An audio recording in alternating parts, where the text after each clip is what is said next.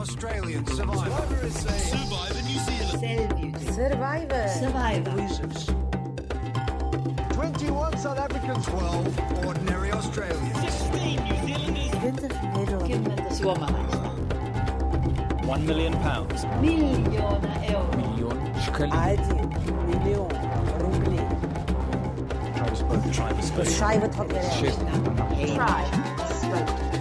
The adventure of a lifetime. Hello everyone and welcome to RHAP's coverage of Survivor South Africa Immunity Island. I'm your host Shannon Gus here for the second preview. We are doing the first 5 alphabetical girls of the season. So excited, it is now also officially launched, so we're all in that. We're having a lot of fun, and to talk about it, please welcome the Jacques to my chappies, my adoptive dad, Mike Bloom. Mike, thank you for being here. I have another child now? Yes, it's me. Hello. Okay. Hello, daughter. Anyone can adopt anyone now. I guess that's a rule of the world, right? Anyone can adopt anyone as long as you fill out the paperwork properly, or jockerly, I suppose. Again, this is the thing. Jacques living rent-free in the heads of not only the Survivor South Africa 8 contestants, but us, considering that we're bringing the Jacques puns back despite the fact he's not even on this season. We had to do it. I mean, his name was rife with puns. I've yet to see a name that could be so perfect for puns as Jacques, so we'll always use it. I mean, maybe if someone's name was Pun, that might be a bit too meta, though. I would love that. If someone was named Pun, I would root for that person. Yes. All right. Well, if had you not already had a name when you became my adopted daughter, I might have renamed you to Pun. I fear for any Pun future Gus. children of the Blooms. Pun Gus. All right. Enough of this. Enough of us. Okay. All right. Well, anyway, here to talk about the first 5 alphabetical women. I've edited these interviews. You haven't heard them. What are your thoughts going into it? I'm excited. So it seems like, it's tough to almost get a pulse on this cast since we were only a quarter of the way in. But it did seem like so far we got 5 pretty dynamic personalities who all, come in with a certain way to play the game while also being a little bit flexible. I am intrigued to see if that trend is going to continue with the women, or if this is going to become more of a gender-based, all the guys are going to, come in, go balls to the wall, and then maybe some of the women will have more different styles of gameplay. Because, again, I've edited all the men, so I have a very clear vision as to how half the cast is going to play. But I have no idea if the other half of the cast is going to continue the trend. Yeah, I will say, so for this group, you've heard of Josie and the Pussycats, you've heard of Benny and the Jets. We have Anesu and the Blondes today. That is the band that this group could create. We're going to try and differentiate between a lot of good-looking young blonde women, which is kind of the theme that was front-loaded alphabetically for the female cast. So it's a different group. I was excited to hear their interviews, definitely some stuff to dig into, but it's interesting, coming in as you do now, so unknowing. I feel there's so much more to get out of these characters that you maybe don't get on the first listen. Obviously we'll be talking about them a lot even in the preseason and then through the season, but even Jason did the whole podcast about his zoo and his pigeons and everything, and then I looked at, you had said it, but it had gone away with the pigeons, I guess, which had really taken over my mind, that he's an engineering draftsman. I'm like, oh, that's really intelligent. That's another layer to that, and I guess yeah, you kind of grab what you're going to from a first listen, which I guess our listeners are as well. And then there's just more to dig into with these characters.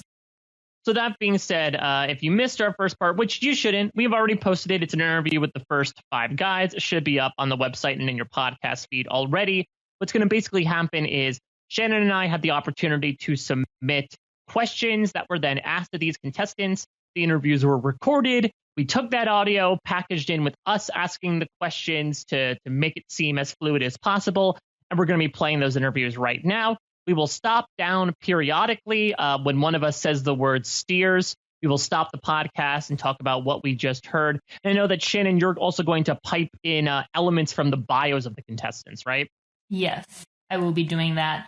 And I also wanted to say, just in editing it, I know that we've said thank you before, but I just wanted to say it again like emphatically, because you like I listened to these interviews that LaRue has organized for us, and there's just so many producers doing our dirty work, asking the questions. Like, it is so much work for them that they went out of their way to facilitate this for us, and just like we're very thankful, obviously, to LaRue and production for giving us this opportunity, and like the honor of talking to contestants 24 hours out from playing and getting this content is just amazing. So thanks, guys. Yeah, and thank you also to all the players that have reached out to us since, both the ones that we have interviewed and the ones whose interviews we have yet to play. It's incredibly exciting, and I think it's become abundantly real to us, I think, as people were starting to check out these interviews of, oh yeah, we did preseason interviews. And I guess it didn't really become sort of a cemented reality for me until we had both fans and contestants reacting, as you talked about in your intro to the previous podcast, Shannon. We recorded that podcast before the cast dropped. Now the cast is out, and the excitement is building both from the fandom and the contestants, and I'm happy to be a small part of that. Yeah, it's hard whenever I see any of the other 5 guys, or like I've even had someone like reach out to me. I'm like, I'm not supposed to form feelings on you yet. I'm supposed to do that live on air. So it's a tough one as well, kind of having that unknowing element to it when we're already launched, but that was so exciting. Can we just talk about the fact that the preseason launched? It came out at 4 a.m. for me, so I could not sleep that night. And I kind of like, really? Well, like I woke up and checked my phone. Actually woke Peter up 20 minutes before his alarm at like 5:20 instead of 5:40. Like I still feel bad about that. That's like the most annoying amount of time of sleep to lose, and it was so early in the morning. But I just was like, just have to scroll through, and I, in my like half asleep state, just saw just all the Survivor South Africa stuff, and then went back to sleep. And then woke up to all the Survivor South Africa stuff, which was exciting. That's the best. It's like Michael Scott, right? He puts the bacon down on the George Foreman grill and then goes back to sleep and wakes up to the smell of crackling bacon. You did that, but you just didn't burn your foot in the process. Well, the best story that I have that's similar to that is that when I checked, so in the middle of the night, sometimes I just check my phone in my sleep by accident. It's definitely like a really negative thing about millennials. Yeah, that's a not a good sign, Shannon. I will admit to that. Yeah, that's why I try not to sleep as much with my phone next to the bed. But like, so one night, Survivor South Africa season 6 was airing. Woke up in my sleep, I guess, checked my phone, saw that Tevin had been voted out. Like, went to sleep, fully forgotten I had done that. Woke up like, oh, I dreamt Tevin got voted out, but that would be impossible because he's in such a good position. And then watched the episode and was like, all right, I checked my phone in the middle of the night. Like, only when he got voted out was I like, oh, yeah. Wow. Well, I'm glad you at least don't remember spoiling yourself for like half a second until you actually watch the episode. I will also say, I don't know how much crossover we have between International Big Brother and International Survivor, but there was someone on this season of Big Brother Canada who essentially pulled a PK and Tevin at near the end of the game, and it was absolutely wild, and it just made me go bananas because of how many comparisons there are between Big Brother Canada 9 and Survivor South Africa season 6. It does look like it's been fun. The chaos is not exclusive to one country or one franchise. It can be anywhere. It's part of the soil. You just have to till it, pick it out from Mother Nature. Yeah, it's a frame of mind more than it's a thing or a person. But anyway, we have 5 interviews. We have Amy, we have Anesu, we have Carla, Marisha, and Nicole. We got another Survivor Nicole. Big shoes to fill. Wow, so, yeah, I mean, especially back to back too. That's got to be tough. I mean, I do not know how you can compare yourself to Nicole from Survivor South Africa season 7 in many ways, but maybe this will sort of be like a Rob Mariano, Rob Sesternino situation where the name Nicole just sort of indicates you're going to become a big character in Survivor. Yes, I guess so. I mean, look, there'll be a lot of Nicole talk through this Nicole and old Nicole. I don't want to spoil too much. Let's just get to the interviews. You'll hear Nicole is a big part of the next hour or so of our lives. All right. Well, let's start with Amy. What can you tell me about Amy, Shannon, before we play the interview? All right. Well, Amy is a lawyer. She's 33. I have some stuff on Amy that I personally found that's important to me. Oh, I didn't go on to the LinkedIn or anything. No. I mean, I did. I kind of did that for her, but like, for reasons. A tiger can't change its stripes. For reasons that are weird, and I will admit to it. Should I do it now or no? I'll do it later. I don't want you. You just listen to it. Drop the bomb later. I want to get an assessment of this person before you just reveal any sort of like social media gathered information about Amy. Also, the social media gathered information is like irrelevant to everyone except me. But anyway, continue with Amy. Let Amy introduce herself to you before I ruin it completely. Tell us about yourself, your name, your age, and occupation. Well, my name's Amy. I'm 33 years old, although I keep telling people that I'm 32 because in this COVID year, I decided that my birthday didn't count. So in my head, I'm still 32, but actually I'm 33. And I'm a lawyer from Johannesburg. Why are you here on Survivor? Sure, there's so many reasons. I think the biggest reason that I'm here is just to prove to myself that I can do it. I think that it's going to be one of the biggest, if not the biggest challenge of my life for so many different reasons, mentally, physically, emotionally. And, you know, over time in life, sometimes things can get a bit stale and you can get stuck in your routine. And it's good to push yourself out of your comfort zone. And that's what I'm here to do. And I'm here to prove that I can go all the way. What's your history with the show?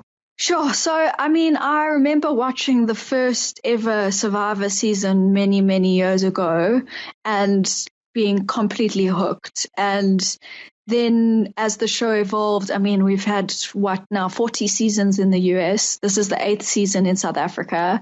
So there's been a lot of seasons over the years, and it's been amazing to just watch the game evolve, see how the strategies of playing have changed over the years, the different, nuances that they've added to the games, with the immunity idols becoming more prevalent in the games and the social game becoming a much bigger factor in the game.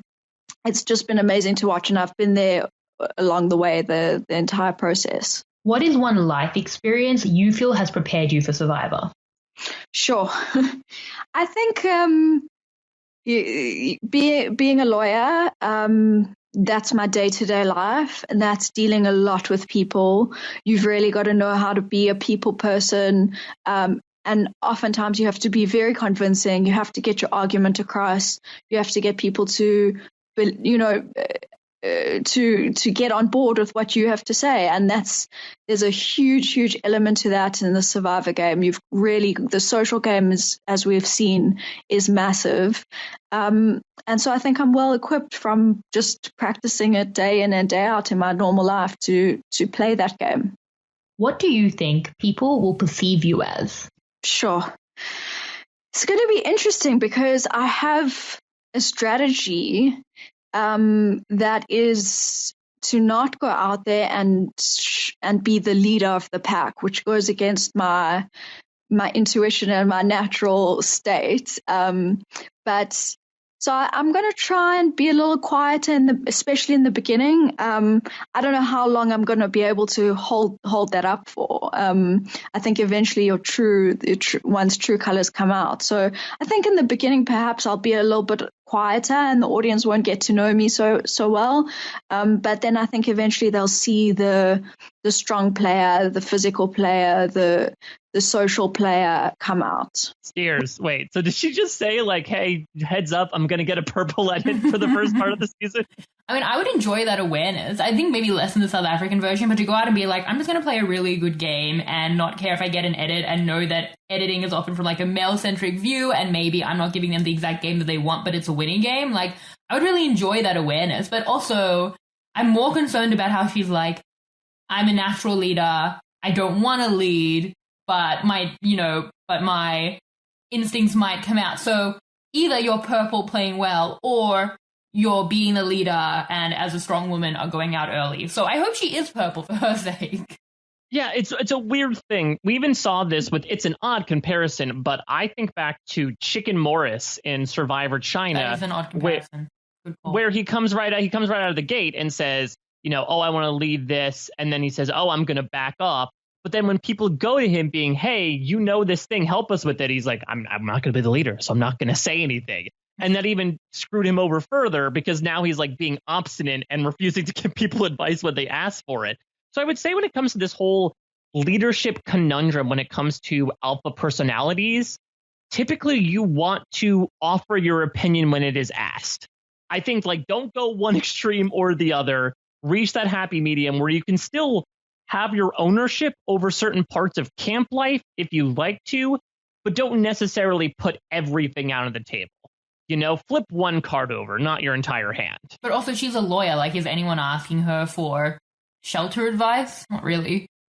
Yeah, I don't know. Does she talk about how much? Does she have any outdoor experience? I mean, I don't think a lot of it. Like, I think it might just be more like she's like a corporate leader.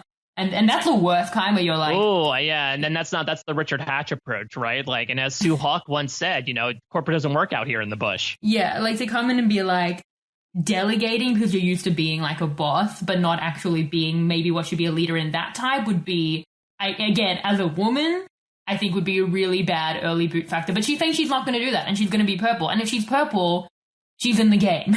So I think that'd be good. Exactly. All right, let's keep going. Which Survivor player are you most like?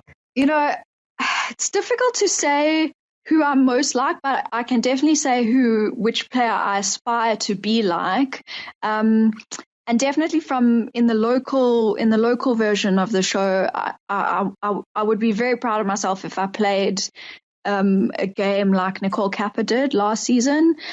Even though she came second, I think that so much of this game comes down to, I don't want to say luck, but just, how things turn in the last few sort of challenges, the last few elements of the show. And I think that she played a really, really good game. She played a really physical game, which for a woman made me very proud.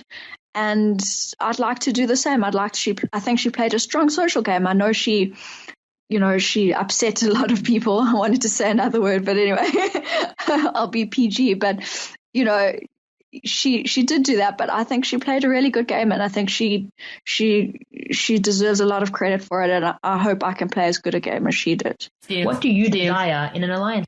You and I are very different people, Mike, because I would have Steved 5 times during that, and you just heard her out. You didn't say anything about any of that. I want to hear the explanation behind things. Nicole Kapper being invoked here. Really intriguing because, as Amy said, specifically from a fan perspective, people were not necessarily the happiest with Nicole's gameplay. I know that one of the interesting things about Season 7 is she really does heat up near the end, or at least her edit does, which leads to her getting 4 votes to Rob's 6 in the end. But I didn't necessarily think even one season out, sincerely, people would be saying, I aspire to be Nicole Kapper. I would have steered that I aspire to be Nicole Kappa. I would have steered, which I love that we're making into a verb, by the way. I would have steered at she lost mostly due to luck. I would have steered at she had a good social game. I'm sorry. I love Nicole, but my mind goes to her yelling as she, is getting Letitia final juror out the door one day before Letitia has to vote. That social game was hers to own. Yeah, or her simply telling Steffi you betrayed the Amigos as she's voted out. Look, Nicole is an all-time character. Would I say she lost due to luck? I would not. Luck is a big part of the game for a lot of people. Obviously, the situation you're in, things you can't control are massive. I honestly think Nicole can wear her placement more than most people in Survivor history. Like, she built what happened strongly by being a phenomenal character, but yes, she did choose actively to go to the end with the best player of all time. Her social game, there were things happening there that were not luck based. But and also not even just like I want to play like Nicole because like realistically I'll have like some strengths. We always said Nicole's like an incredible liar, like she's a manipulator. Yep. That's amazing. Like, I want to have that, but maybe I'm more aware that I do have some weaknesses. I might clash with people. She's aspiring to be like Nicole. Like, girl, aim higher. Yeah, she's got her poster on her wall in Ponderosa, right? And that's wild to me. I don't know, Nicole. Yeah, Nicole's more of the exception than the rule, right? This is someone who came forward with that Coach-esque mentality of like honor, loyalty, betrayed that, and then still succeeds in spite of that. And someone's like, that's someone who I want to, work as. No, Nicole is a unicorn. Much like that would be like someone saying, you know what? I really want to play like Tom Swartz. That's the guy I really want to play like. No. There are very specific circumstances in which Tom succeeded in the way that he did that are basically cannot be replicated in any capacity. To be fair, how many people do we hear say I want to play like Tony? And the only person who can play like Tony is Tony, and even he didn't come back to play like himself because it would have been a bad game the third time around. So Yeah, I mean, it's very complicated to aspire to be this thing. But look, even like Chappie said, he wanted Nicole to be his adoptive mother. So he's also taking some stuff from her. You know what? The finalist of the most recent season might get a lot of play. That's just what I'm thinking. That's interesting.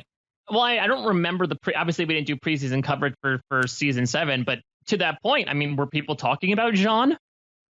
And we didn't do the coverage. I mean, I would have been, but I also feel like that's a game that I would understand. I aspire to be like Jean. Like, I'm not gonna be super physical in the challenges, but she's so fun and so funny, and like I want to go out and play with like that sense of fun, and also just be a really important part of an alliance. Like, there's things that you can get from that. Whereas like Nicole, she's an amazing manipulator. I feel like if Amy had said that, but she seems to be like her social game.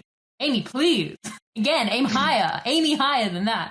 So Amy's plan right now is to be really quiet, and then when she finally lets loose, to be exactly like Nicole Capper.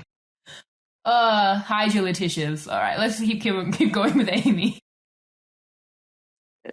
What do you desire in an alliance partner? Sure, I think in an alliance partner, I'll be looking for a lot of the character traits that I possess.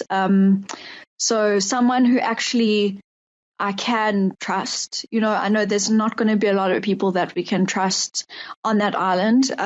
There'll be some fake alliances and very few authentic ones. But I think if you can find a partner that you can really trust and who can really trust you, then you can go far. And obviously, I'd like an alliance partner that's physically strong, that can get through the challenges, take us, and between the two of us, we can take it all the way to the end. What is the ethical or moral line for you in the game of Survivor? Sure. I mean, to be honest, I don't know yet what the line is. I'm sure there will be one, and I hope that I'm not that person that takes things too far. Look, to be honest, I think stealing is, stealing food and that sort of thing from people who are already starving and hungry and struggling, I think is a low thing to do.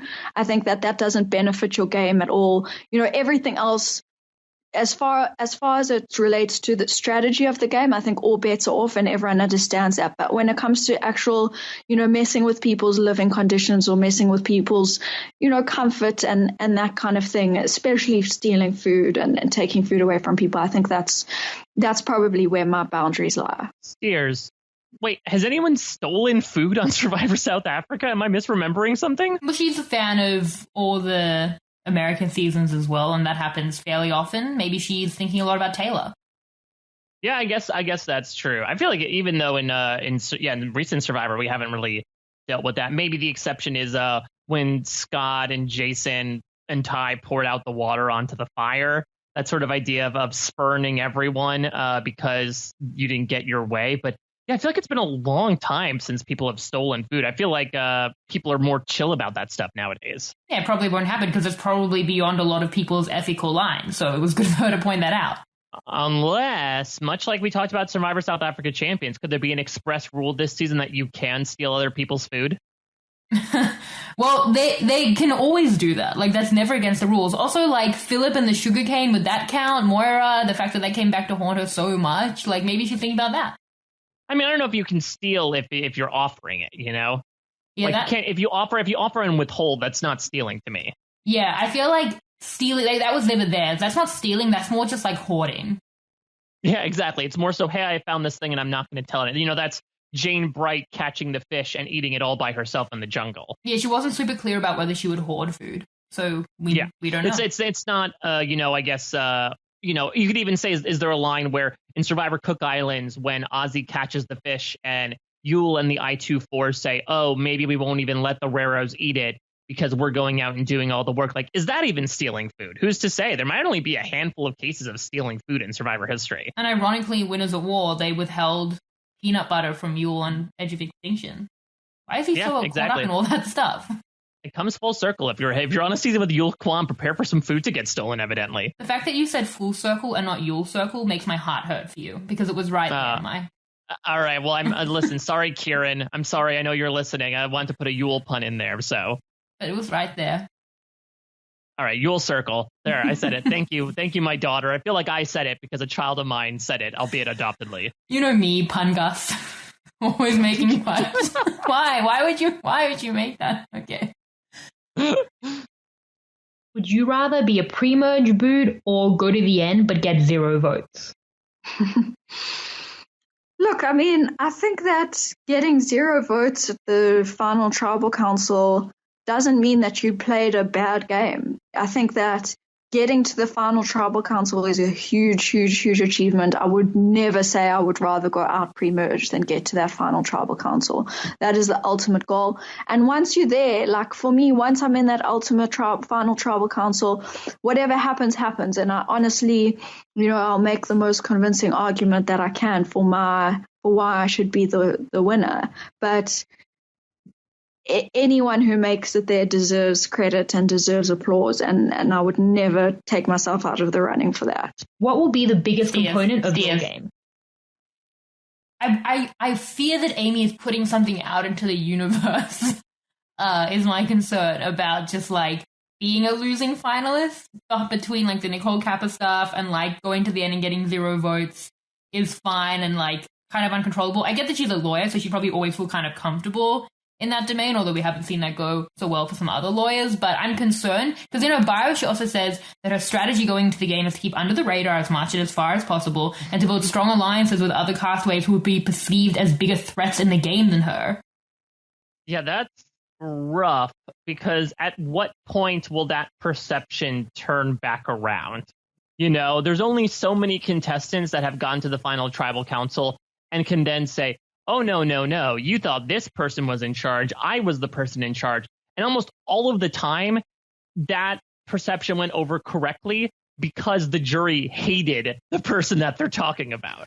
And so I guess it's a difficult needle to thread if Amy is able to find that person who is seen as the bigger power player, but is also burning more bridges. She can certainly make that argument at the final tribal council, but I think it is a more difficult path than her forging her own way there. Yeah, and there's so much around doing that at the final tribal council. Like, she's not saying have these bigger threats, but then cut them at the end. She's saying she wants to be like Nicole, who obviously went to the end with Rob. She's saying that, kind of putting a lot on this platform of final tribal council. So I don't know if she would be thinking a lot about like that end game. I mean, we're getting a lot from these answers. I feel like that was a running theme that came out a lot where she's like, me and bigger threats, and then we'll see what happens at final tribal. And it's like, no, you have to do like 99% before you get to final tribal council. So hopefully she doesn't fall into that trap. I think she's like almost jinxed the universe at this point, talking so much about being a losing finalist. Let's see if she manifested it. I'm intrigued to see if she calls it here in the preseason. Biggest component of your game: physical, strategy, or social?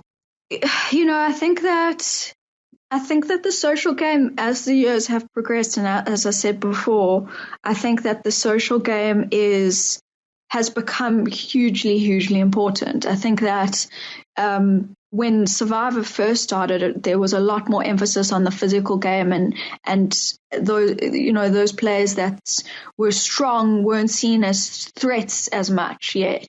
And then the game started to develop, and people realized that the stronger players are the players that need to be taken out. So I don't necessarily want to play the strongest physical game. I don't know if I can, I tend to be very competitive, so I don't know if I'll be able to tone that down. But my focus will definitely be on the social game because I think that is the most important part of the game. Steers, I'm having a difficult time with her consistently saying like, well, I'm going to try, but I am who I am at the end of the day. So it's like you said before, it's almost like she's giving us warning that, look, I'm saying all this stuff beforehand, but there's no guarantee. It feels like a very lawyerly thing, right? Like, let me put in all these provisions and fine print ahead of time that I might not be who I'm trying to put out there in the preseason. And that's exceptionally self-aware because from what we understand of Survivor, like, you definitely become who you are. I mean, and just for being with someone 24 hours a day, that would happen, let alone when you're struggling with the elements and having to think about guarding against, who you naturally want to be.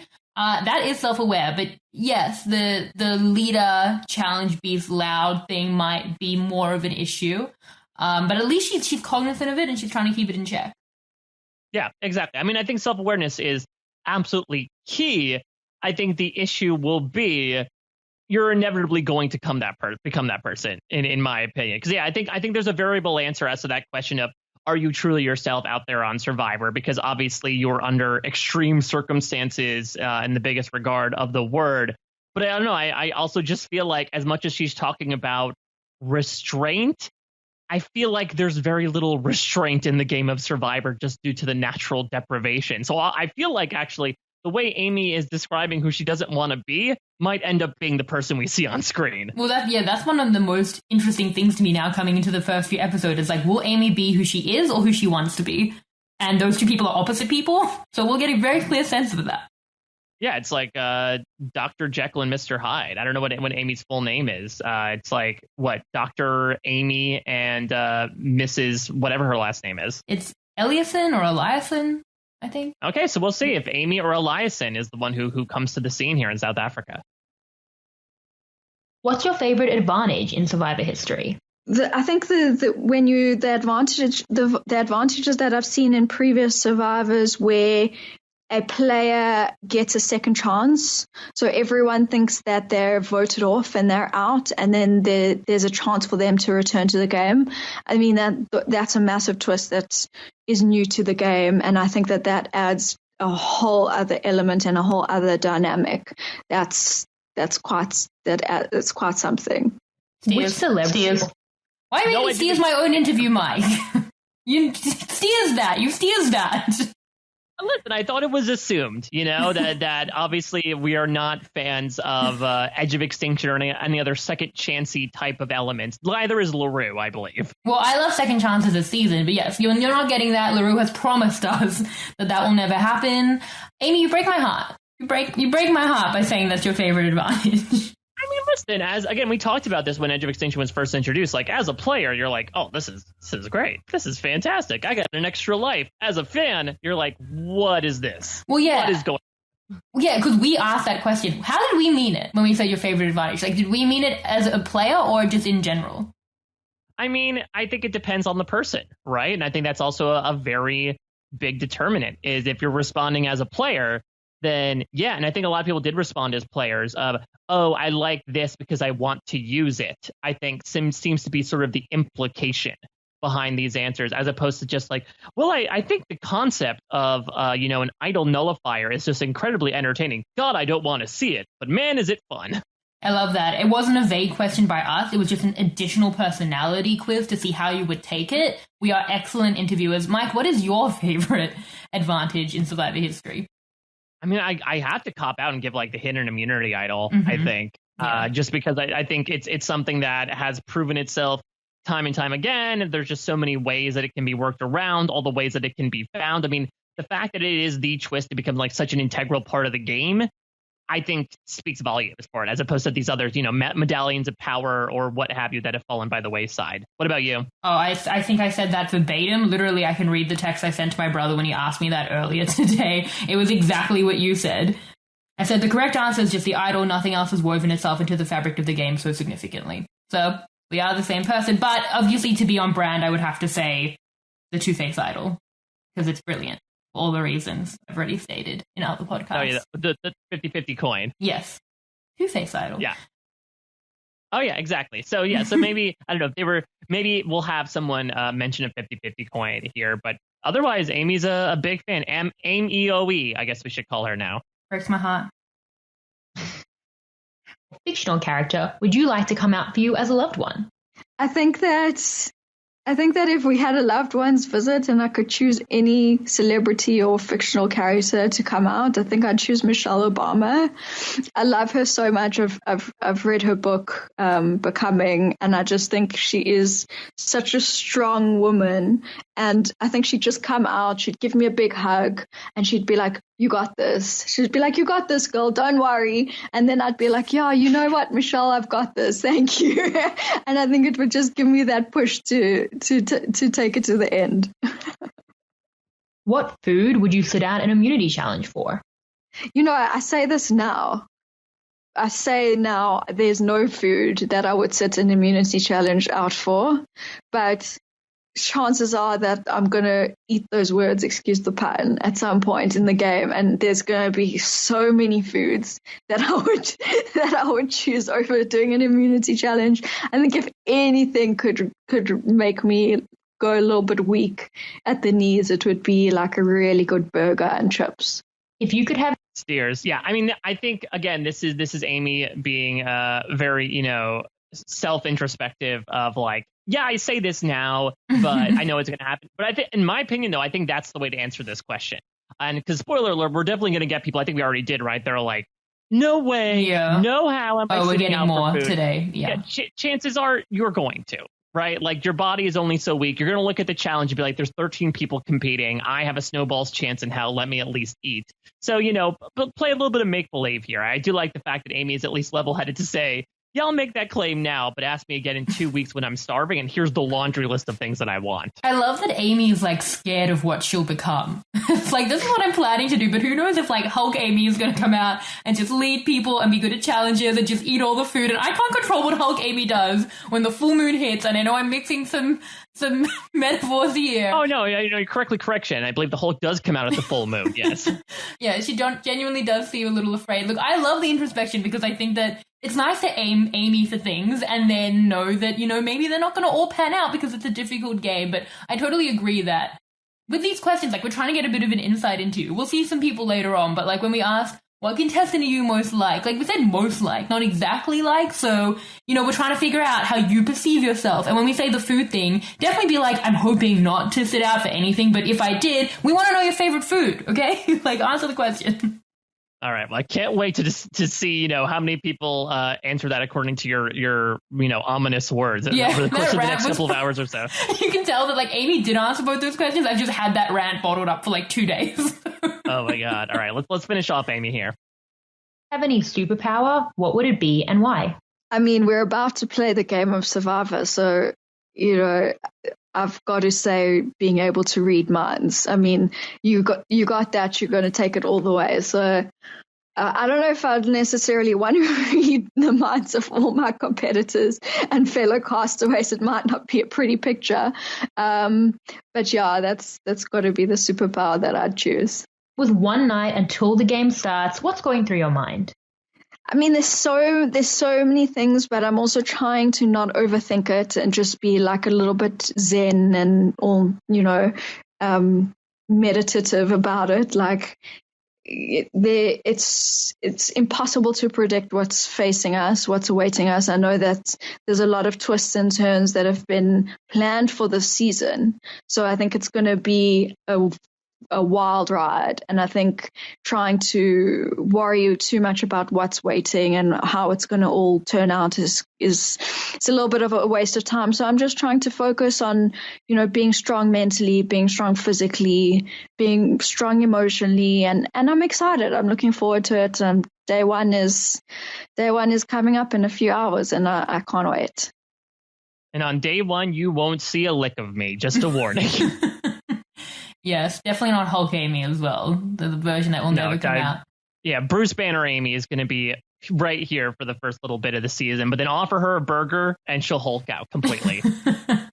I'm excited to see which version of Amy we get. I like that it feels like she is aware, of the fact that there's two different versions that could come out, and we'll see. We'll see which one we get.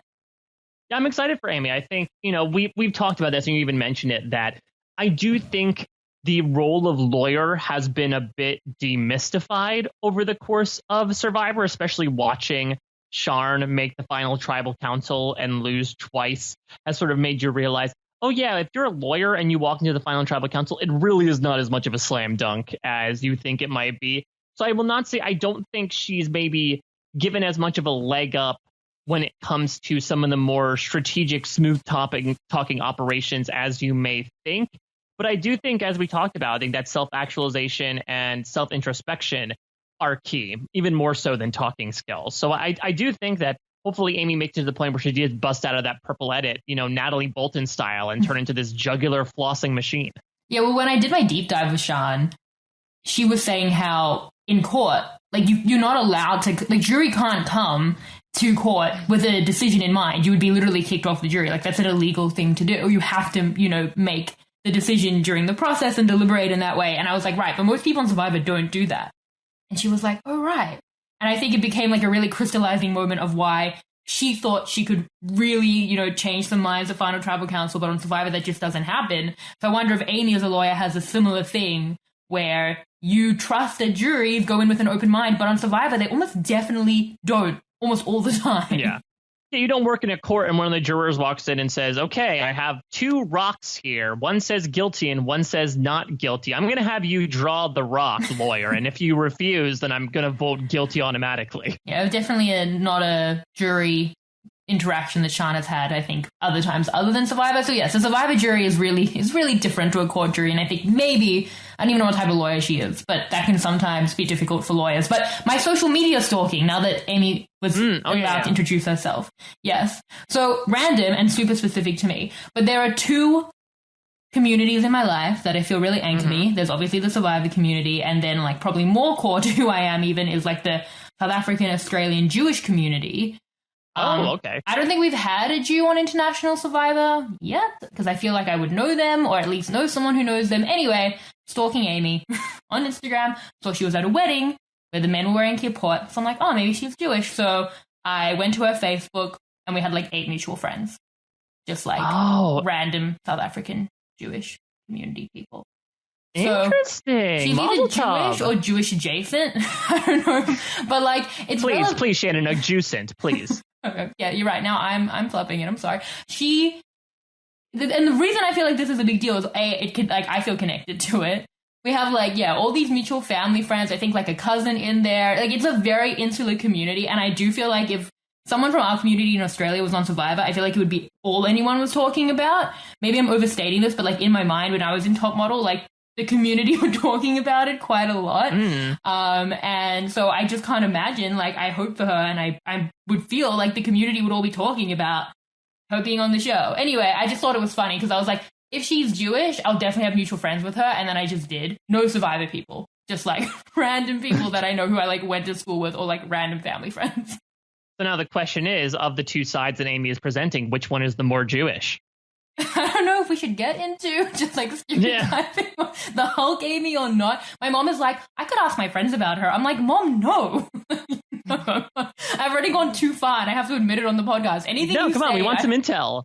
No, I don't want to have to come onto the podcast and be like, all right, my mom asked her random friends who they know this random girl who they definitely will know. That's such a very, I don't know, that's a good control group, right? Like, they don't know what Survivor is, so they can give very good base opinions of her as a person. This seems really unfair to her. Like, really, I feel like I already went way too far. Well, Amy, either way, we are super glad to see you out on Survivor. Whatever form of you may exist, it's going to be a very fun time. All right, should we move on to Anesu? Yeah, tell me about Anesu. Anesu is definitely an interesting character. She's 29. She was a doctor, but now she's not. And she's a very... You'll see. She's a very specific archetype. By the time this interview is over, you will understand Anesu to everything she is. It won't be like Amy, like, which version are we going to get? You'll get it. Just play the interview. Yeah. I'm holding you to that promise. Here we go. Tell us about yourself, your name, your age, and your occupation. So my name is Anesu. I'm 28. I'm a medical doctor, but not practicing at the moment. And right now, I'm a yoga teacher and a small business owner. I own a little wellness center with a yoga studio, vegan cafe, so I'm plant-based, and a zero-waste grocer. I'm really passionate about the environment. And I often like to use the meaning of my name to tell people who I am. So Anesu is a Shona name. I was born in Zimbabwe, but living in South Africa for most of my life. And Anesu means they are with us. And the they is quite open-ended. It can mean God, spirit, the ancestors, the divine. And that's a big part of my life, is feeling like I'm connected to everything around me. Steers. Okay, that's a lot. That's a lot in 47 seconds. I mean, I literally get it in that she literally translated her name for me, which is a perfect name in Survivor, right? Like, if you're saying, oh my God, is Anesu with us? Well, her name literally means they are with us. So yes, she is with us. It's better than Pungus. Yeah, definitely better than Pungus, or definitely better than, like, I don't know, I won't vote with you, Smith. Yeah, oh my god, imagine if that was your name. You can't trust me, Jones.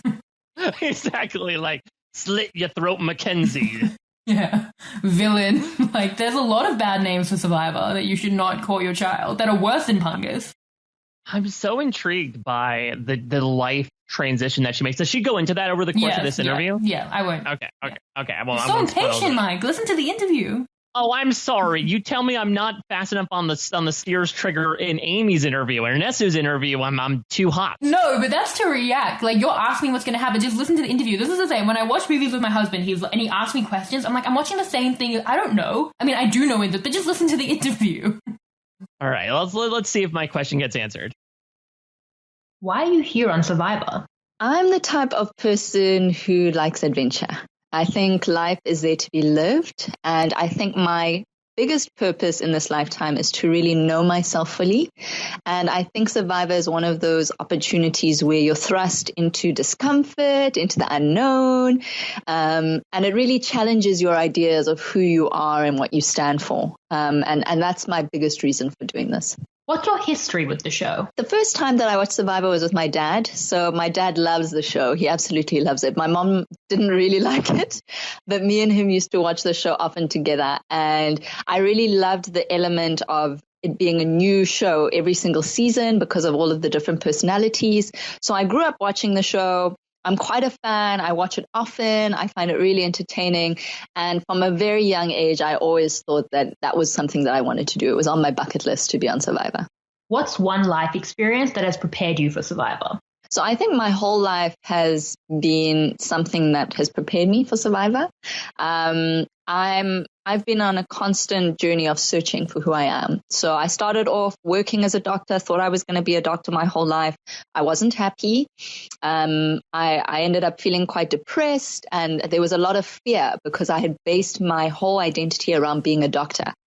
And because I hadn't studied anything else, my dad's side of the family are predominantly doctors. So when I realized that that wasn't going to make me happy, there was so much fear there. And so I really needed to overcome that and to trust that I had the strength inside me and the wisdom inside me to do something else, but also to be happy.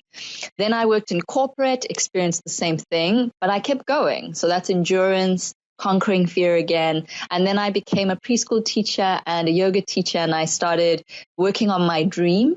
And I think all of that whole journey of not defining myself by what other people say I am, not defining myself by labels or boxes, and conquering my fears over and over again has really prepared me for this show.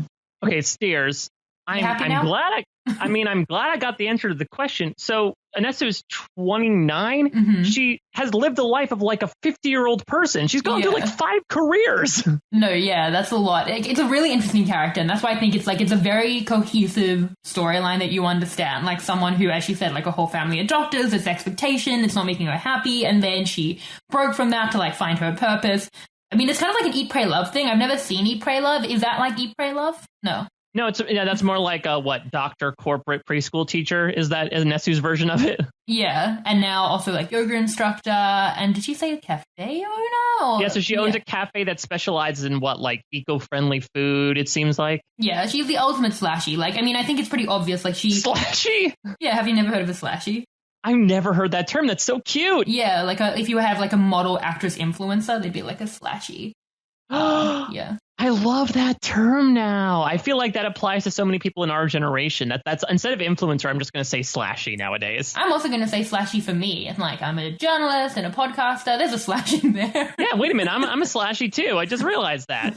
I think you need more slashes than just one slash. Should we give ourselves slashy awards? Like, I'm a podcaster / journalist / father / husband / snake eater. You can't just put in anything that you... / sock wearer. Google slashy before you start just randomly slashing things. Don't be just slashing all over the place. I'll keep my slash contained. Okay, Anesu is an actual slashy. She is a doctor / corporate person / cafe owner / yoga teacher / preschool teacher / survivor player. That's so many slashes. I do feel like preschool teacher and yoga teacher, they don't go hand in hand, but one sort of balances out the other. Like, I do feel like you need to center yourself when it comes to dealing with preschoolers as the father of a now 2-year-old. Yeah, anyone who has to deal with preschoolers probably does need to meditate, so that would probably put her in good stead. Maybe Survivor will be a breeze to her. At least they're adults. Yeah, exactly. Though maybe they'll act like, I don't know, if you're running into people like Amy, whose personality may just like change into something toddler-like over the course of the season, maybe she's more well adept than you might think. Who knows? Yeah. So I know I really enjoy this character type. She deviated from the path. It's really clear. We have a really strong sense of her, and if she's going to be a big character, I think it's a really compelling and really easy story to tell for the show. What do you think people will perceive you as? I think at the beginning, people are going to underestimate me and perceive me as somebody who's not cut out to do this. And I'm going to use that to my advantage. So I don't plan on telling people that I'm a doctor.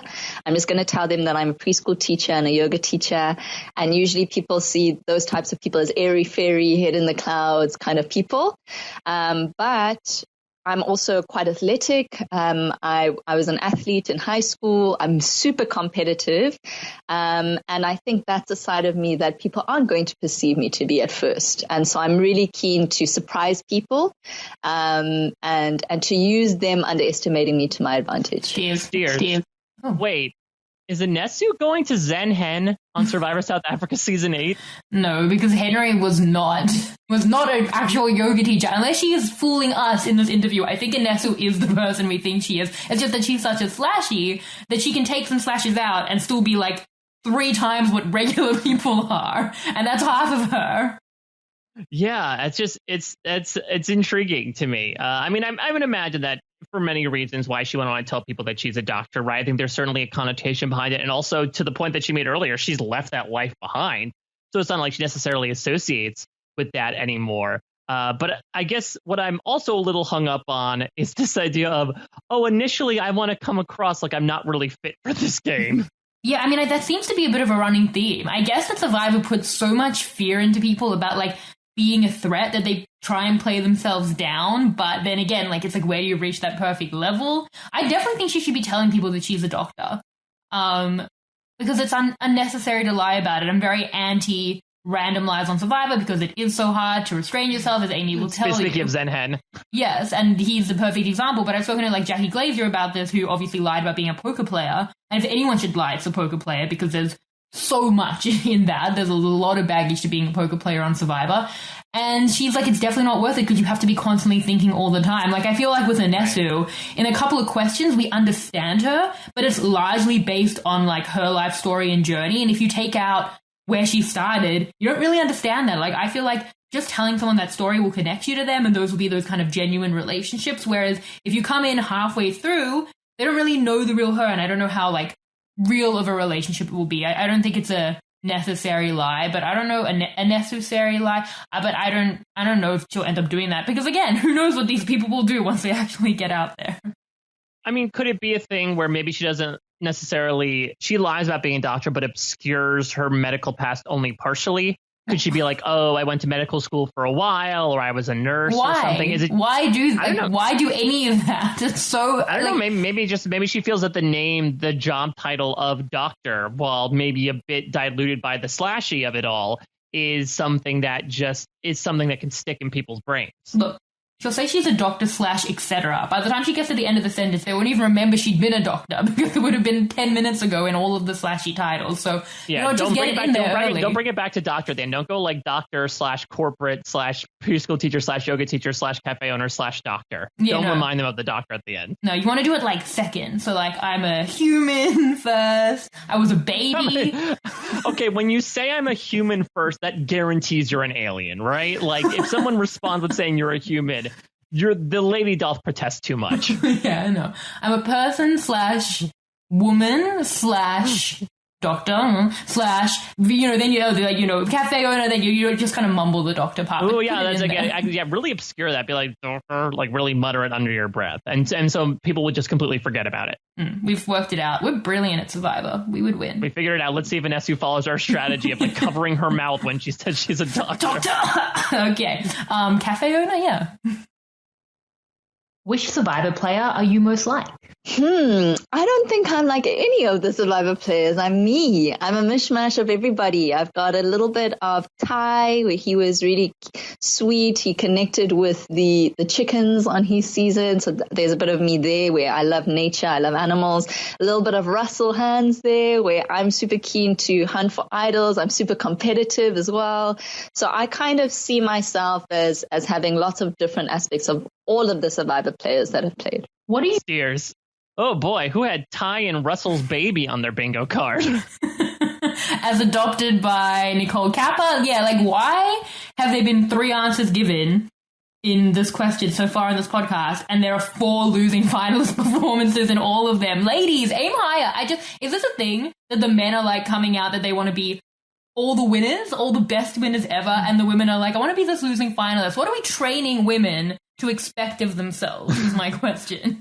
Well, I actually feel like, Anesu, I love the polls, but it's a little redundant on your part because Ty also found idols. I believe Ty actually tied Russell's record for finding idols over the course of a season. So you could honestly just say Ty. Yeah, that's fair. I mean, that's not, you think idol finder, you think Russell before you think Ty. But yes, it would have tied it all up quite nicely. Yes. All right, let's keep going. What are you looking for in an alliance partner? I think the thing I most desire in an alliance or in a partner in the game is honesty, and brutal honesty. I'm very much about positivity and joy, and that's a big part of who I am. But I think that it's super important to also discuss the not so positive and the hard stuff. So I'm looking for somebody that I can confide in, honestly, when I'm having a bit of a hard time. But I'm also very aware that there's no one really that you can trust on Survivor. So I'll still be holding my cards close to my chest. Would you describe yourself as an ethical or moral person? I think I'm both an ethical. Sorry. So, yeah, obviously the producers were asking the question. The producer went a little rogue on this one. A little bit of a swerve. Yeah, like, obviously the question is meant to be, you know, what's the ethical or moral line for you? But the producer was like, are you an ethical or moral person? So I had to ask that. So, sorry, Anesu, for asking you. Like, again, thank you to the producers for all their work. But, yeah, Anesu just got asked if she was, like, a good human being, and that's a lot. So I just want to apologize. I'll be intrigued to see her answer specifically if she's like, no! Yeah, I mean, not this well, but she was like, yes? Okay, sorry. Ethical and moral person. I trust in my intuition. My intuition is my greatest gift, I feel. And so I always go with what feels right to me. So as much as possible, I kind of want to go into the game with a positive mindset, a mindset that is one that is moral, one that is ethical. But at the same time, I'm really wanting to tune into my intuition to let me know when there are people that I shouldn't trust, or when there are situations where I do need to be a bit more cautious and a bit more, I don't know, focused on myself, I guess. Would you rather be voted out pre-merge or get 0 votes at the final tribal council? That's a trick question. I'm here to win. So neither answer. I would rather get to the merge and have all of the votes for me at the end. Steers, it was not a trick question. No, it was a pretty basic assignment, Anesu. Answer the damn question.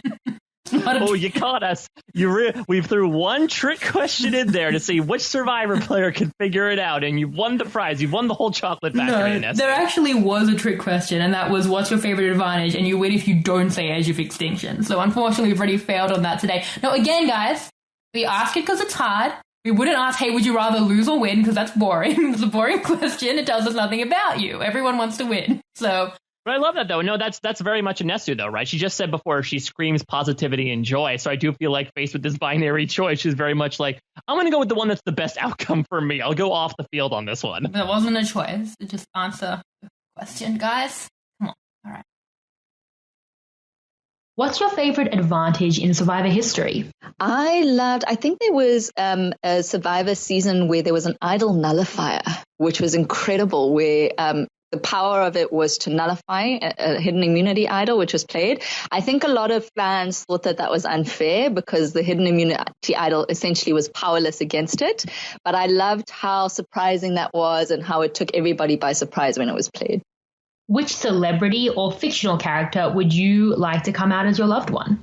Probably Yoda from Star Wars. I think Yoda is wise. He'd be able to give me a few pointers on my gameplay. He's also caring, so he'd be able to console me, but he's also funny, so we'd be able to have a bit of a laugh. What steers? I don't know why I have the image of like, oh, Leona and I will have a good laugh about all this at the end of the day. Slashy are you? Yeah. Ooh, what puzzle piece there you will. I love that answer. It was good. He would guide her. That's literally his job. Also, it is May the 4th for you right now. Kismet that we would be recording that on May the 4th. Exactly. Anesu knew. So happy May the 4th to Anesu. Hopefully Yoda has communicated with her in some way, maybe through a Force ghost. Maybe that would be it as well. Instead of getting like, a family message on your Sprint phone or whatever, it would be, Yoda's Force ghost be like, hello, Anesu. Yeah. Yoda it is on your Sprint Palm Pre. Also, not to spoil, and I'll leave you guessing for the next few minutes, but this is not the last timiest celebrity or fictional character reference that this podcast will bring. And I'll just leave you. I would love to, you think in your mind about who that could be, and by the end of the podcast, we'll see if you've guessed it correctly. I'm sorry, did you say tiniest? Timiest. Oh, timeliest. Okay, yeah. I thought you said tiniest for one reason. I'm like, yeah, I guess Yoda's pretty small, but I don't know. Like Ant-Man? Something we want to bring out. Also kind of relevant. Anyway, you'll see. It's so hard when we're not on the same page. Play the interview. Food would you sit out an immunity challenge for? None. No food. I would not sit out for any type of food if there was an individual immunity at stake. I'm here to win, and if that means I have to go hungry for a few hours, a few days, whatever it may be, then so be it. Steers. If you steers. Yeah, no, this... Not a trick question, Anesu. I mean, I could understand that, but at the same time, I think this picture of Anesu is more crystallizing for me. I'm seeing a lot of Nora in Anesu right now. Unflattering portrayal of this. I love Nora as a Survivor character, so it is said with admiration. No, I've been thinking about the Survivor character, and I thought that was unflattering as a Survivor character.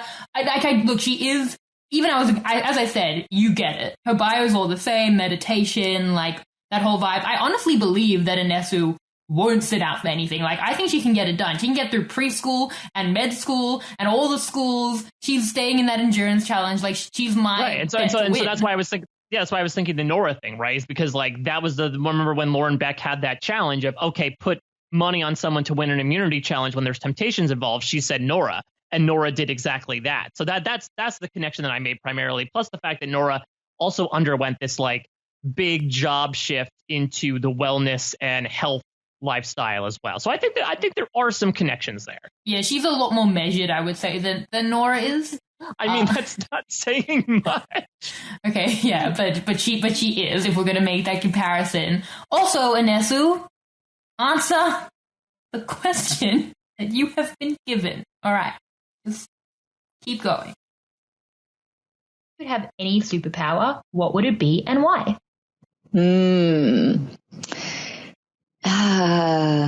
If I could have any superpower, I'm going to go for enlightenment. I think enlightenment is a superpower that trumps all superpowers because you know who you are, you understand everything about life, about your role in life, all of that. And I think what else could you ask for other than that? Steers. Okay, now I'm confused as if she did answer the question because is enlightenment a superpower? She's very on brand. I guess so. Like total contentment is a superpower, I suppose, that she's constantly achieving. So I don't know, like, can any superhero save the day with total enlightenment? Do you need to want to save the day to be a superhero? Like if I had we didn't say to be a superhero. We said a superpower. Like if I had a superpower, teleportation, I wouldn't use that to be a villain or to probably even to help people. Like I would just try and make my life more convenient. So we didn't say if you were a superhero, what superpower would you have? We just asked what power she won. Right, but I also think the implication is you're pulling from a power set from superheroes, right? And I don't know any superheroes who are saying, my power is I'm really happy with how things are going right now. Like that feels such an odd thing, totally out of the box. But again, feels very Anesu. I really like the answer. It's very unique. Yeah. No, you get who Anesu is. Also, I feel like we're being really finicky today. We're just like stopping down on every answer to tell the players why they're wrong in their like personal answers. I don't think they're wrong though. I think it says a lot about them. You know, that's why we throw these out there, is not to say like there's a right or wrong answer, except for the case of when we say, would you rather get voted out pre-merge or get 0 votes, and you say neither. There is a wrong answer there. But I think we are essentially handing them Rorschach tests, and they're telling us how the ink blots look. So I'm very intrigued by all this. Imagine if someone was like, I wouldn't have a superpower because that's not something that exists. That's the equivalent of what some of these answers are like. I'm just saying, when we say what Survivor player you like, we're not saying... No, I would turn away all superpower offers. Thank you very much. It's hypothetical, and it is broad. Okay. I will not touch that meteor, thank you. Just been holding on to these feelings. One night before the game starts, what's going through your head right now? One more night. The things going through my head with one more night to go before being on the island is excitement. I'm so excited. It's a bit surreal. It doesn't feel real quite yet. I think when I put my first foot onto the beach, that'll probably be when it really sinks in for me. But I'm feeling confident. I'm feeling positive, and I'm like I said, I'm ready to win it, and I'm ready, to make it the best adventure of my life so far. I mean, that's saying a lot considering how much her life has brought to her so far. That's a very weighty comment. I know, with the slasher film that is Anesu's life. Look, we've spoken a lot about Anesu. I feel like you get a sense exactly of who she is. You get a sense of her story. It's all very much in line with that story. I don't have much more on that. Like, her whole bio is that exact thing. I don't know. I'm actually really excited for Anesu, just because I feel like Anesu is somebody I would want to hang out with. Just because of the radiance that she brings. Like, you could really feel that, I think, from the way that she talks about stuff, even the inane questions that we throw her way. And I think that despite maybe the reservations we had of her saying, I'm going to try to come across like I don't know what I'm doing, that I'm underestimated to begin with, I feel like the ability to just be a cool person to hang out with can be undervalued, especially in the edit of Survivor. That's why someone like Tommy Sheehan ends up doing so well, right? It's because he just seems like someone that everyone wanted to hang out with. JT is another example, JT 1.0. So I have good faith that I think Anesu is going to do well from a social perspective. Seems physically she is pretty well built from endurance, and also if we're going with a lot of these individual challenges of like stay in one place and hold a position for a long amount of time, she has that unlocked. So I'm feeling good about Anesu right now. Interesting you say that about her social game, because her bio says she thinks that her ability to get along with so many people might irritate her fellow castaways. Quote, I'm really good at becoming friends with almost everybody, so I can imagine that if conflict stirs and people begin to take sides, my fellow castaways might be mad with me for being friends with everybody regardless of sides, even everyone else's enemy. That's an interesting point. I mean, that sometimes becomes volatile, right? We saw that even last season, that there might be some times where it's usually an us versus them, but I feel like that's more rare in Survivor than you may think, especially in this modern era where it really does seem like everyone, not necessarily personal proclivities aside, but essentially says like, leave it all on the battlefield, we'll shake hands at the end of the game and then we'll go grab a beer. I don't know if Anesu's going to run into that conflict as much as she maybe thinks she will. I can't imagine her in any conflict ever at all. She's like right, so I zen. think it's more so like if you see Chappies and Anella getting into an argument, they're like, whose side are you taking? People might get angry that Anesu isn't taking someone's side specifically. She's gonna burr, you think? Yeah, exactly. So we'll see she'll fall. She'll have to wait for it, and we'll have to wait for it to see how Anesu does. But I'm feeling good. I feel good about Amy as well. But I don't know. I'm very interested to see, with all the life experience and the mindset that she has to her life at this point that has given her the surety to make so many big moves. Will that translate to making big moves in the game of Survivor? Yes. All right. Well, we'll move on to Carla, 29, from Cape Town, and I'll leave it to Carla. Okay. Tell us about yourself. Your name, age, and occupation. My name is Carla. I am 28 years old. I am from Cape Town, and I am a corporate sales executive and entrepreneur. Why are you on Survivor? I am here because I am a super fan. I have been following the show since I was 8 years old, and I thought it was about time that I showed them how it's done. What is your fandom history with the show? So I am like a super fan. Like the most super fan you can find. That's me. I've watched every season of American Survivor, plus a couple on repeat. Australian Survivor every season, the 2 seasons in New Zealand, and then every season of South African Survivor. So pretty much every English-speaking Survivor. I know there's a couple in like. As the self-proclaimed superfan decider, yeah, if you sat through Survivor New Zealand Season 1, congratulations, you're a superfan. Yeah, absolutely. I think that sort of is the mark, right? That's the bar that you need to clear. I like how she invoked the New Zealand mention as well. I think we got a lot of mentions to obviously South Africa, US, and a little bit of Australian by these contestants, but she might be the first one who's outright mentioned New Zealand. I got to assume that some of these other super duper fans have also watched New Zealand, but I feel like that's often the redheaded stepchild of the 4 English speaking Survivor franchises. Certainly the first season. If you sat through that, like that, yeah, I mean, that'll get you there because it's a painful thing. I don't know. I think Amy would love to watch it. It features Redemption Island. Why do these people hurt me so? All right, let's keep going with Carla. And Sweden and France. I think even in Italy has one. So yeah.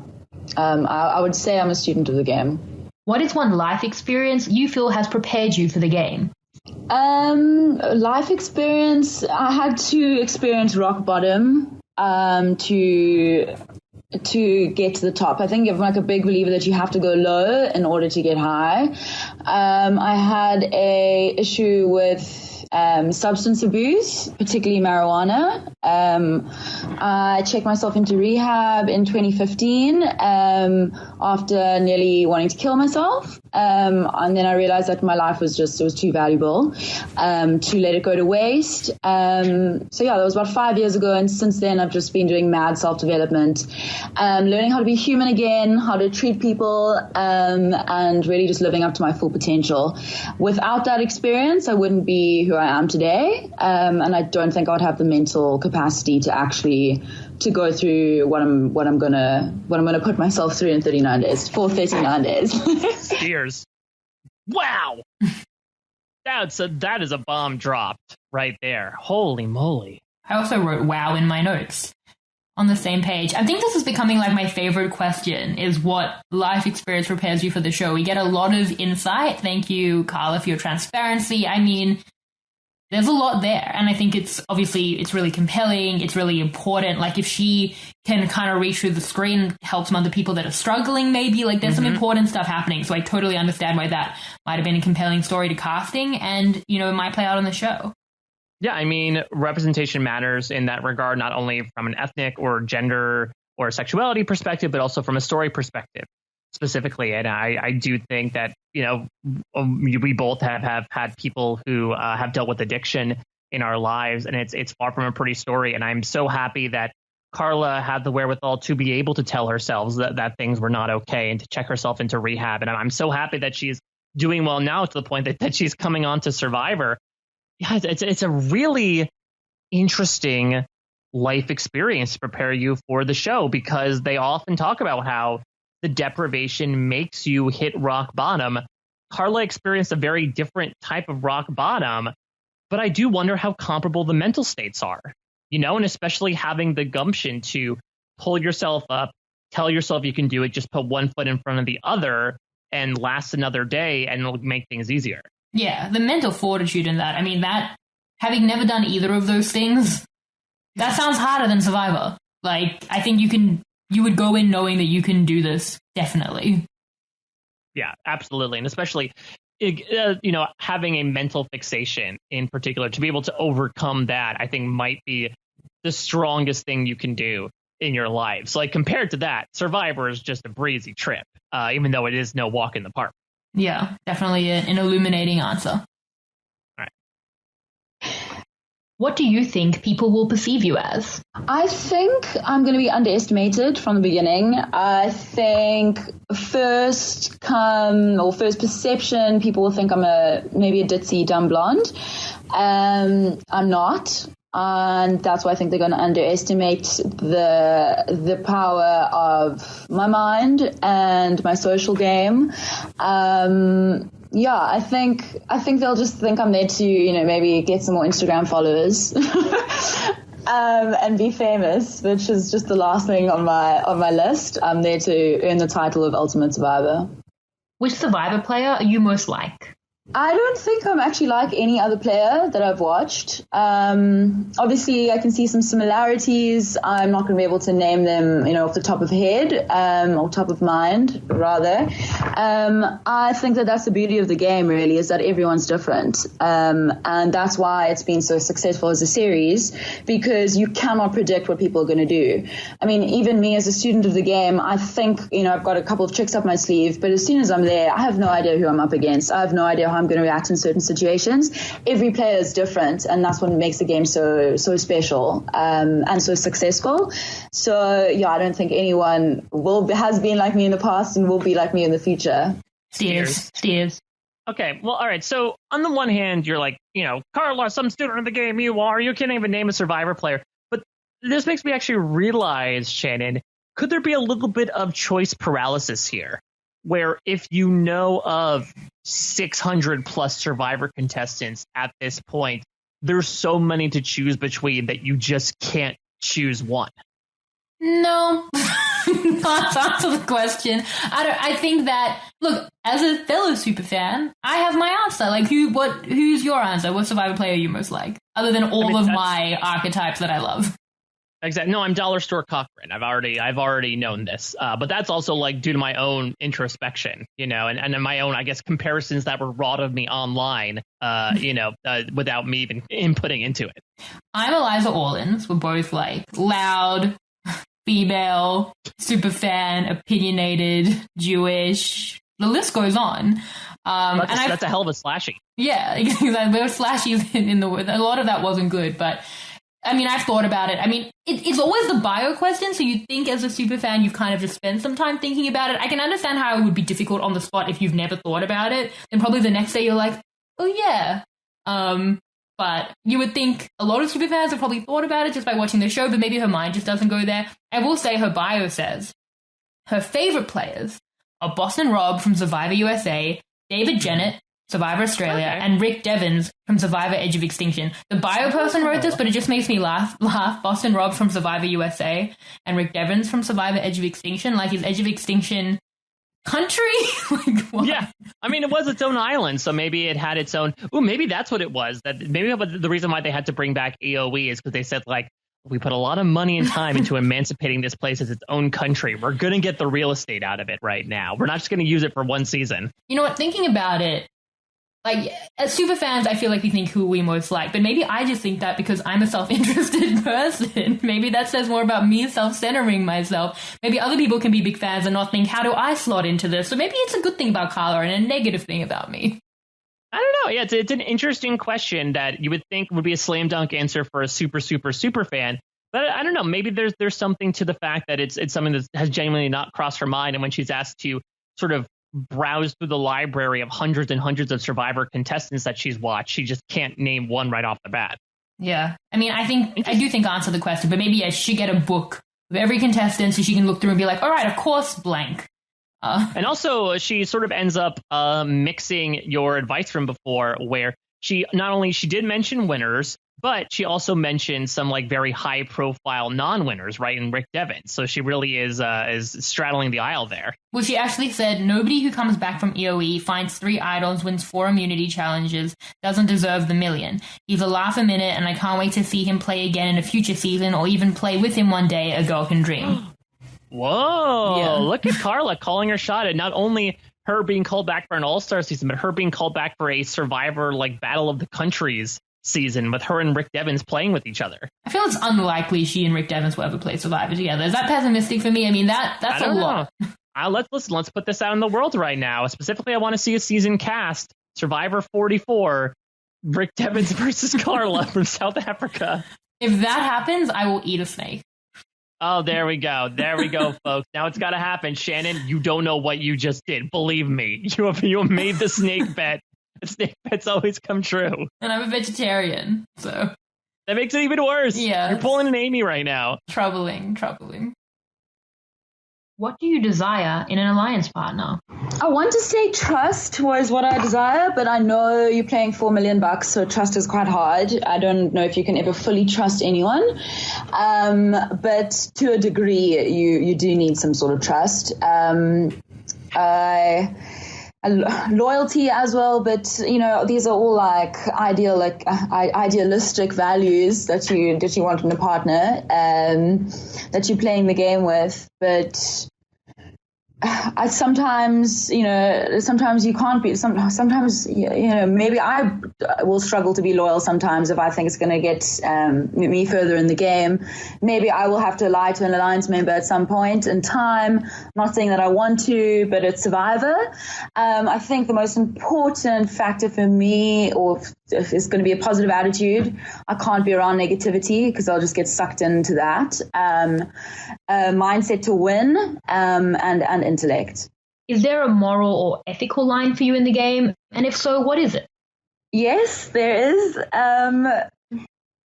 I do pride myself on being a good person. I don't like lying. You always get caught out. I always say to my friends, I'm a vault. On the outside, people do trust me very easily for a reason. It's because I am trustworthy.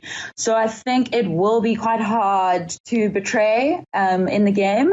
I'm going to try work around that by not making promises. I think there are various ways that the betrayal can be a bit less, or as not as harsh or deep, if you can, weasel your way around it before it happens. Cheers. What? I get what she's saying. We don't need to be so nitpicky. I get there's a difference between shaking hands and swearing on things. There's different ways to make promises, as I think it. You can be like, yeah, we have a thing, and it's a vague promise where if you betray it, it's maybe not as hurtful as making final 2 deals with everyone. That's fair. I agree with that, but at the same time, when you come out and say, I'm not going to make any promises, even though you typify it afterwards, that's a big thing to say. I know. I just saw Day One on the island. Hey, Carla, do you want to make an alliance? I'm not going to make any promises. And Carla was the first boot. Yeah, just don't. All right, Carla, you're fine with that method. Just don't say those words back to that person, right? Don't say I'm not going to make any promises to them. Never ever say that. Yeah. Look over there. I got to go get some coconuts. Bye. Yeah. But I agree with you that there are ways to do it, right? You could go the whole Jeff Kent method, be technical and say, oh, I did the 4-finger handshake, which means I wasn't believing it. Or you could there are definitely degrees of promises where maybe you can do the, oh, yeah, let's make the family visit and not go as far as, it's you and me, Day 39 breakfast. But yeah, it was a big claim right off the bat from Carla. I think I would hate the 4-finger handshake. I'd be like, oh, so you broke it as much as if it was a normal handshake and you manipulated me. I hate you more now. Yeah, you can be vague. Me and you, we're in an alliance without putting numbers on it necessarily. Just be vague. Just exactly like Anesu and the doctor thing. Yeah, you can say, oh, it'd be great if we were sitting there together at the end, but you're not saying yes, I'm going to take you there. You say, oh, the idea is nice. I'd enjoy that. We'll see if it happens. That would be so bad, Mike. Do you want to make an alliance? The idea is nice. I'd enjoy that. Well, we'll see if it happens. Well, let me think on that a little bit. I'm definitely entertaining the notion. Theoretically, we could sit at the end. Any 2 people could sit at the end. We're all allowed to do whatever we want. Theoretically, any one of us could sit at the end and alongside another person, hopefully. Yes, I have pondered your question, and it would be possible that we could sit at the end together. Yeah, this stuff would not be obvious, for sure. I think you're essentially saying how Perd Hapley from Parks and Recreation would play Survivor. We are so good at Survivor right now. The advice we're giving out, flawless. Survivor winners in the making. Yeah, let's see when we get there. I'm not saying never, but I'm going to try my best to make the blow as less as possible before it even gets to that point that you have to betray someone. Would you rather be voted out pre-merge or go to the final tribal council but get 0 votes? I'd rather receive 0 votes at the final tribal council. This is my worst nightmare, getting voted out pre-merge, literal worst nightmare. So, I mean, listen, you made it to final two. You're not there for no reason. You know, I mean, that in itself is a feat. Getting no votes would obviously be devastating, but you got there, you know, and they didn't. So, yeah. What will be the biggest component of your game? Physical, strategic, or social? So I think strategic and social. So, I mean, I've got a very strategic mind. I have the ability to look at everything holistically, map out different pathways, see different outcomes. Just like I've got a good foresight and also really pretty good instinct. So those two together make me quite strong in that side. I'm also very control of my emotions. And I think as soon as you become emotional, you've lost already. So that's, the strategy in line with social. I make friends very easily wherever I go out. Like I'm happy arriving alone and leaving with 10 friends because that's generally what happens. I've got the ability to connect with the old, with the young, with everything in between. So physical, I also think is actually an advantage for me because I'm not a massive physical threat by just looking at me.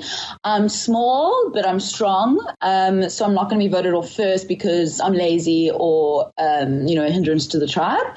And I'm pretty nimble. So like when I do have to, get between certain, obstacles, balance or I don't know whatever, maybe I don't think I'm going to be too bad. It's not going to be my greatest strength, but I'd say 2 of the 3, like 90%, and then physical, maybe like 75.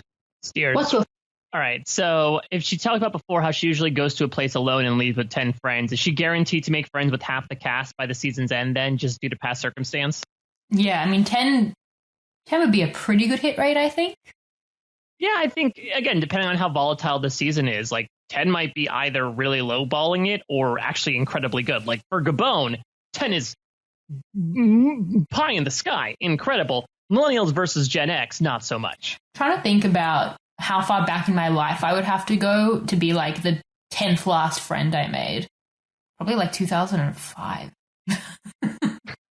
I have friends, I just made them very young and just kept them. Right. So you just kept making those relationships. Yeah, who knows? I mean, maybe are we implying that the same is happening with Carla here? Or is she just like continually building out more and more people in her network by just going places alone and leaving with 10 people around her? No, she's a social person. She's a social butterfly, I think is what she's trying to say. Yeah, I think that makes sense. I just love the image, though, of her being like, oh, I guess I'll go to this party alone and then leaving like everyone laughing together, 10 people walking out the door at once. Same vision. Your favorite advantage in Survivor history? I think my favorite advantage, I can't remember what season it was Tony, his first season that he played. And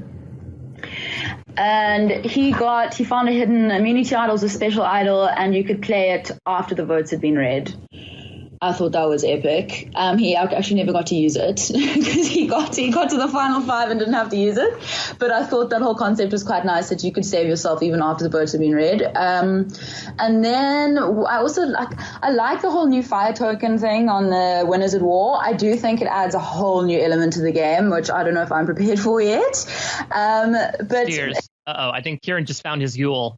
Just because she likes fire tokens? Kieran is Yule. She quoted him word for word. They said added a new layer of deception to the game. Don't you remember that? Oh, right. Yeah, no, that was in so many ads. I can understand how it seeped into her brain, and it's just like we're all just saying it randomly now. Yeah, it's like the tag for fire tokens, right? Like it's the fire token version of head on applied directly to the forehead. You just repeat it enough, it gets stuck in your brain. I don't know what that is.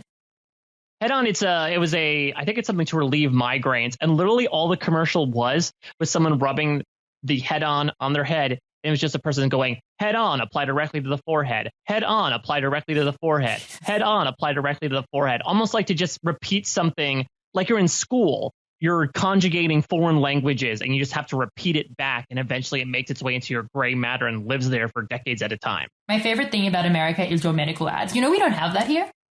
Oh, well, I'm not surprised. I'm so sad that you're missing out on all the laundry list of side effects that are put in by the most plaintive voices as we see people run with their dogs and go ballroom dancing. Yeah, whenever I watch stuff live with like a VPN, I get, the ads it's all political ads and medical ads. Like, I don't know how you guys deal with that. And also, all the side effects that always end in death.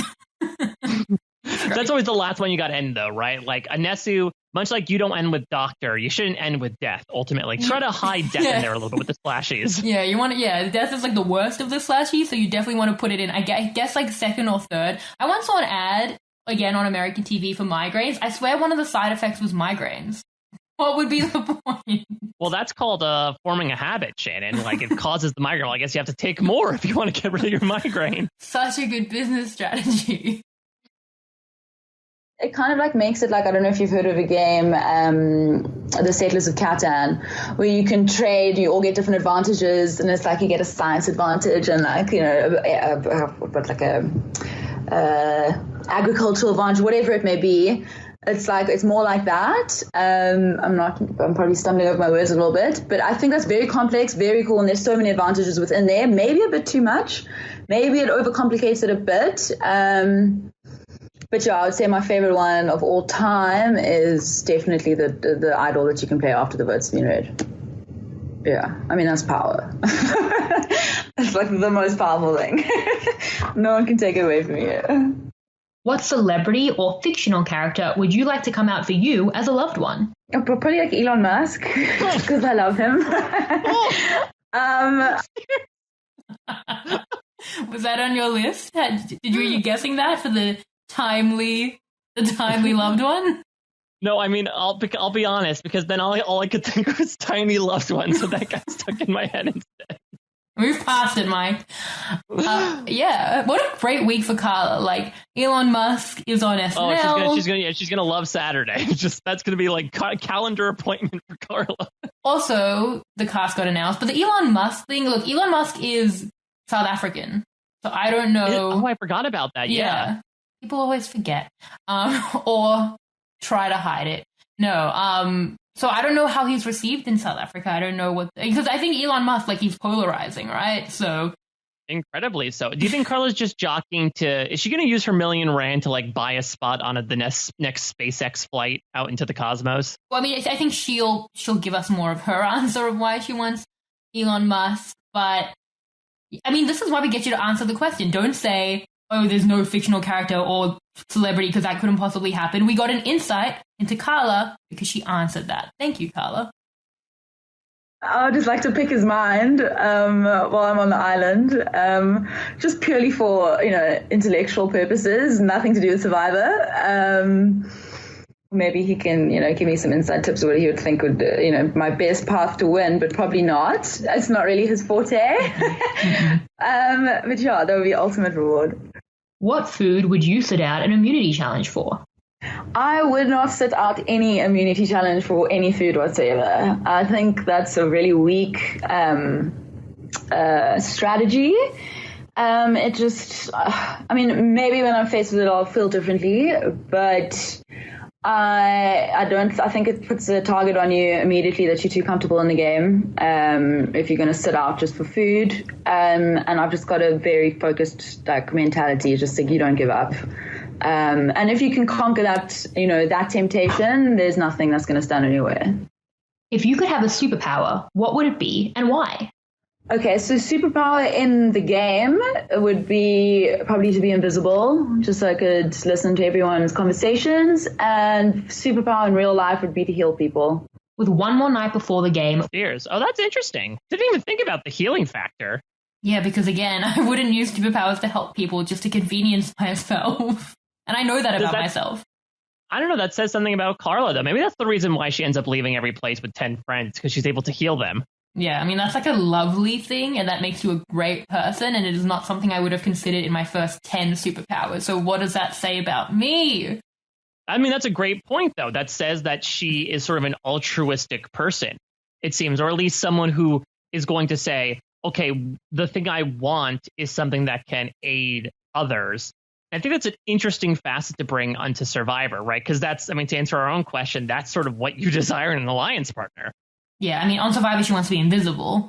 So I don't know if she'll be healing people in the game, but in life, yeah. Yeah, exactly. Could you heal while you're invisible? That would be great. You'd be like, what is happening? What? My arm! It's re-healing! Yeah. would be to heal people. With one more night before the game, what's currently going through your mind? I'm so ready. Like, so this morning, I actually thought we were starting today because I got this email and it said in the morning and sunset, the game starts this morning and it's just before sunrise, and it was 4:00 in the morning. I was like, okay, shit. So I got ready so quickly. I had a bath. Like, I ate so much food, like all of my snacks. I was just like eating like a pig. And then I was like, oh, sunrise is gone. Like, what? So then at like 8:00, I was like, okay, cool. I'll call it. Definitely they're not coming. But I was ready then, so I'm ready now. Now I've just got more time. So yeah, I'm ready. I'm so keen. This is my dream, man. I'm keen to just experience it. It's been in my head for so long. I'm keen to make it real. Is there anything else you'd like to share with the listeners? Well, like, I don't know. Like, if you think about it, like, I don't know anything about the game really yet. I mean, I know as much as I know. But if it's something that you want to do, then just apply. I mean, you're the only person that's going to do it for you. No one else is going to do it for you. I don't know. I might be voted out first, or I'm going to win. Either or, at least I tried.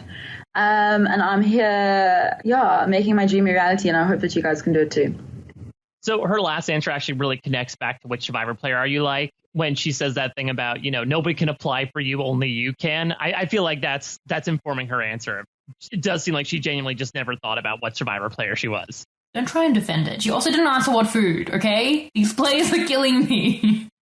I love this idea, though. I love the image of Carla thinking that she had, T-minus like 15 minutes to prepare for the game and just horked down as much food as possible, like started creating pockets in her pants for idols, only to realize that it was not the case. That's a true, like, ready to play Survivor player, right? Who's ready to, at the drop of a hat, stuff as much food in her face as possible so she doesn't need to in challenges. I'd be so mad if someone woke me up at 4 a.m. on any day for no reason, let alone on the last day. I'm sorry, wait, what did you just do when the cast was released, by the way?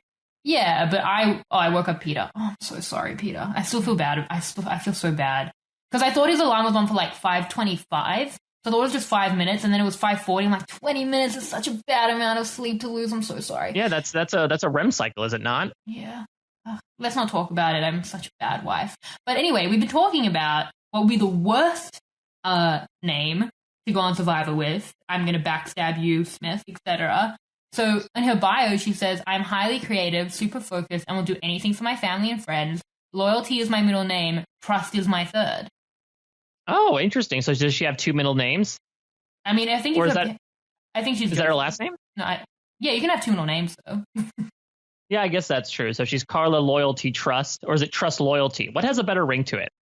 Both of those are bad names. And I think that if you were to name your child that, like, again, you're really putting something on them that they might not want to do. Imagine if Russell was Trust Hans. He'd be a different person. That wouldn't work, would it? That's also a fun sentence, right? But could you combine them? Could you say Troyalty? Does that get away with it? No. Why are you so bad at naming people? Am I Pun Trustgus now? Yep, you're now Pun Trustgus. I hate Pun my Trustgus name. sounds like a character from like a steampunk novel. It's bad. It's bad. You're a bad adoptive father. Bad name. I apologize. I'm loving, just not with names. I like Carla. Carla obviously comes in with an incredibly and really heartwarming story. And I wonder how much that life experience has prepared her. It does seem like she has the knowledge of the game, but not necessarily coming in with like, I'm going to do this, I'm going to do that. More so for saying, let's see where the game takes me, and then I'll be able to apply those skills where need be.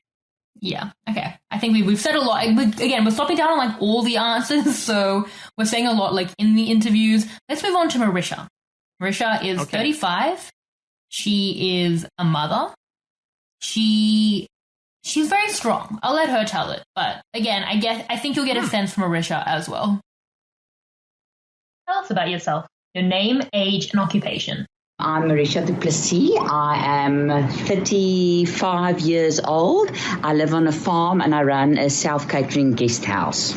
Why did you decide to do Survivor? I decided to do it because it's exciting, it's challenging, and I love to do the extraordinary, the things out there. What is your experience with Survivor as a fan? the whole family is a big fan of Survivor. Everyone on our farm watches it, and it's actually my husband that got me into watching Survivor, and I'm now the one Googling all the episodes and all the little podcasts out there to see how to play the game and what to do, and the little extra cut you don't always see on the TV. Steers. Okay, yeah, let's talk about this, because full disclosure, I do believe that Marisha tagged us both in the stuff that she was posting online. So I wondered at that point if she was looking up podcasts, doing a little bit of Googling at the farm. I wonder if our name showed up. Didn't you say little podcasts? I mean, we could be little. That's mean. I assume she meant other podcasts. Are we the tiniest podcast, the tiniest and timeliest podcast? She did tag us, but also she's doing this interview for us, so she's learning about us at least right now as she does the interview. So I don't know. So this is interesting. So does she go into, so she owns like a B&B on a farm, it seems? Yeah, I mean, it sounds lovely. I mean, that sounds incredible, especially in the days of COVID. Like, I would love to drive off the road for a little bit and stay at a farm for a nice weekend. So you're saying that if she did mean our podcast, maybe she's a fan, maybe we stay at the B&B? Yeah, I mean, listen, I'm a man for B&Bs myself, so I'm always willing to, if she offers an invitation to Marisha's farm, I'm there with overalls. She probably did mean us when she said little podcast. I don't know. We'll see. Maybe we'll get some clarification for her when this drops. The life experience that you've had, do you think prepares you well for Survivor? I really don't think there's anything that can prepare you for playing Survivor, but I've been through enough to know that to endure pain and challenges will make you stronger, and that will make you play the game better and come out strong on the other side. Being a mom, I think, is challenging in a different degree, where this is an emotional thing the whole time, and you're not surrounded by your natural environment. So this is going to be more challenging than being a mom. How do you... Yeah, so, I mean, you might say at first, like, oh, why didn't you answer the question? But I don't know. I like the again, very grounded look at, yeah, there's some stuff I could do that help me endure, but this is going to be incredibly different from anything I've ever done in my life, which I think is very realistic. Yeah, honestly, I feel like this is the one question I don't have an answer for, so I might be more gracious with it. Like, all the others I've, like, planned in my mind. I know what I would say. I also asked the question, so I had that time. So, pretty unfair. But, like, what life experience? I feel like that is really tough. I don't know if what I'd have. Like, I could say getting lost in the desert, I guess, but it wouldn't be true. I would just be saying it to sound interesting. Well, I don't know, because there are multiple components to it, again, depending on the person that you are. There is the survival aspect, where to your point, you could say, oh, I've gone camping all these amount of times, I've learned how to start fire, etc.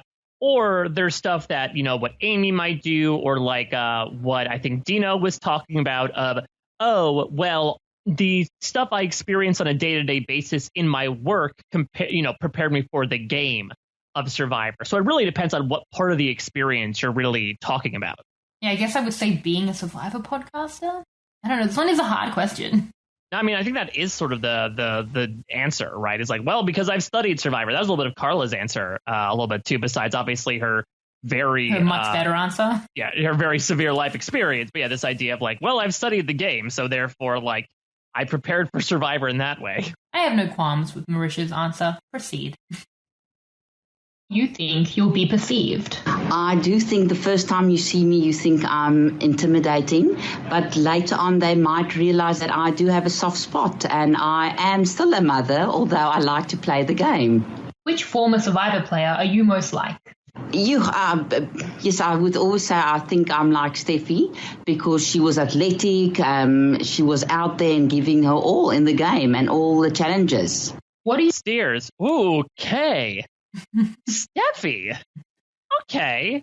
Steffi. I actually see it. I mean, if you see the photo, I do see it. She's so strong, but then, like, she's a mother. And I feel like there's, like, an interesting added layer there. Like, Steffi was a fascinating character, but it was all... But I don't want to say one note, because it was, like, there was a lot in that note. It was intense. But I think, like, that extra layer of, like, how we kind of put this on mothers to be, like, soft and maternal, but then with her, like, clear strength, like, even in these answers, you can tell, like, she's very direct. She's obviously really strong. And I think those two things kind of aren't necessarily synonymous, those two different parts of her. And I'm very interested to seeing how that it makes her seem like a more complex person. Yeah, I'm not to say that like only parents can be empathetic, but I do feel like becoming a parent gives you a bigger sense of sympathy and empathy, or like emotional intelligence when it comes to managing other people. And so I do think maybe it's this idea of you have the athleticism, and I think maybe like the steadfastness of Steffi combined with maybe some more relationship managing that can come from being a parent. And that sounds like a pretty lethal combination, actually. Yeah, or it's too messy. I'm interested to see it play out. Like, from a character standpoint, I'm really interested in it. What are you looking for in an alliance? I think an alliance will be such an important part of who you are that you would need to be friends with the people. I know you're not going out there to make new friends, but that's what makes you trustworthy, and to connect with those people. Where do you draw a moral or ethical line in the game of Survivor? I have big moral beliefs, and I keep to it, and that's very difficult, I think, also using your moral boundaries and playing the game, because you'll be lying and you'll be deceiving people. So I'll really try and not do it as far as possible, but I still want to play the game, and I do hope people perceive me as a honest person, although I'm playing the game. Steers. Okay. So she has hard and fast moral beliefs, but she still wants to like get down and dirty and play the game. Is that like the right takeaway from this? Down and dirty was, I think, more than she was giving. I think it's like the morals are like 95% of it, but maybe there's 5% of like, well, I have to give myself some leeway to not just be like a sitting duck. I don't think she's leading betrayals, but I see her maybe being part of betrayals if she needs to be, but it's obviously something she doesn't actively hugely want to do. It's just like a necessary evil some of the time. Okay, so at least at this point, like, she's not saying, oh, I won't make any promises, I'll never lie, etc. But this could still leave her in a difficult situation, right? If she's brought in a plan to vote somebody out, and somebody is like, please help me, or hey, can you tip me off if I'm being voted out tonight? Is she going to necessarily, keep that promise, or are those moral lines going to get the better of her, and she ends up possibly blowing up a plan?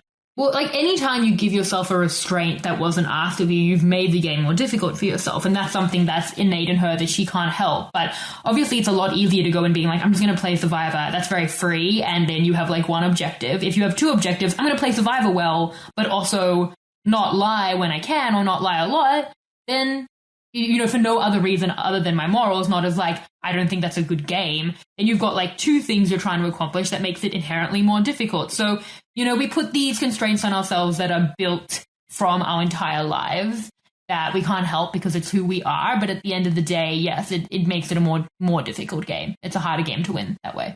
I mean, to that point, though, we talk about how you feel most comfortable playing Survivor as yourself. And as Marisha says, that is herself. And we've certainly seen people say, oh, it's just a game, let me let go and not be who I usually am, and suffer for it. So, I mean, maybe it's a thing where Marisha is realizing who she is, says, hey, if I play this way, it's going to make me feel better about it, and therefore, I'll become a better player for it. That might be more advantageous to her than her necessarily, breaking free of said restraints and feeling really bad about it, and it hampering her gameplay that way as well. Yeah, like, I get why she has to do it. Again, it's who she is. I just think it would be more convenient if the person she was someone who loved to lie. Like, that would just be an easier game, but that's not who she is, so she can't control that.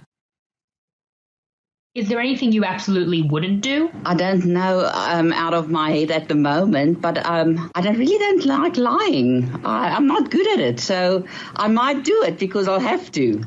All right, Steers. Okay, wait, there's a difference between saying, all right, I'll lie if I need to, and saying I'm not good at lying.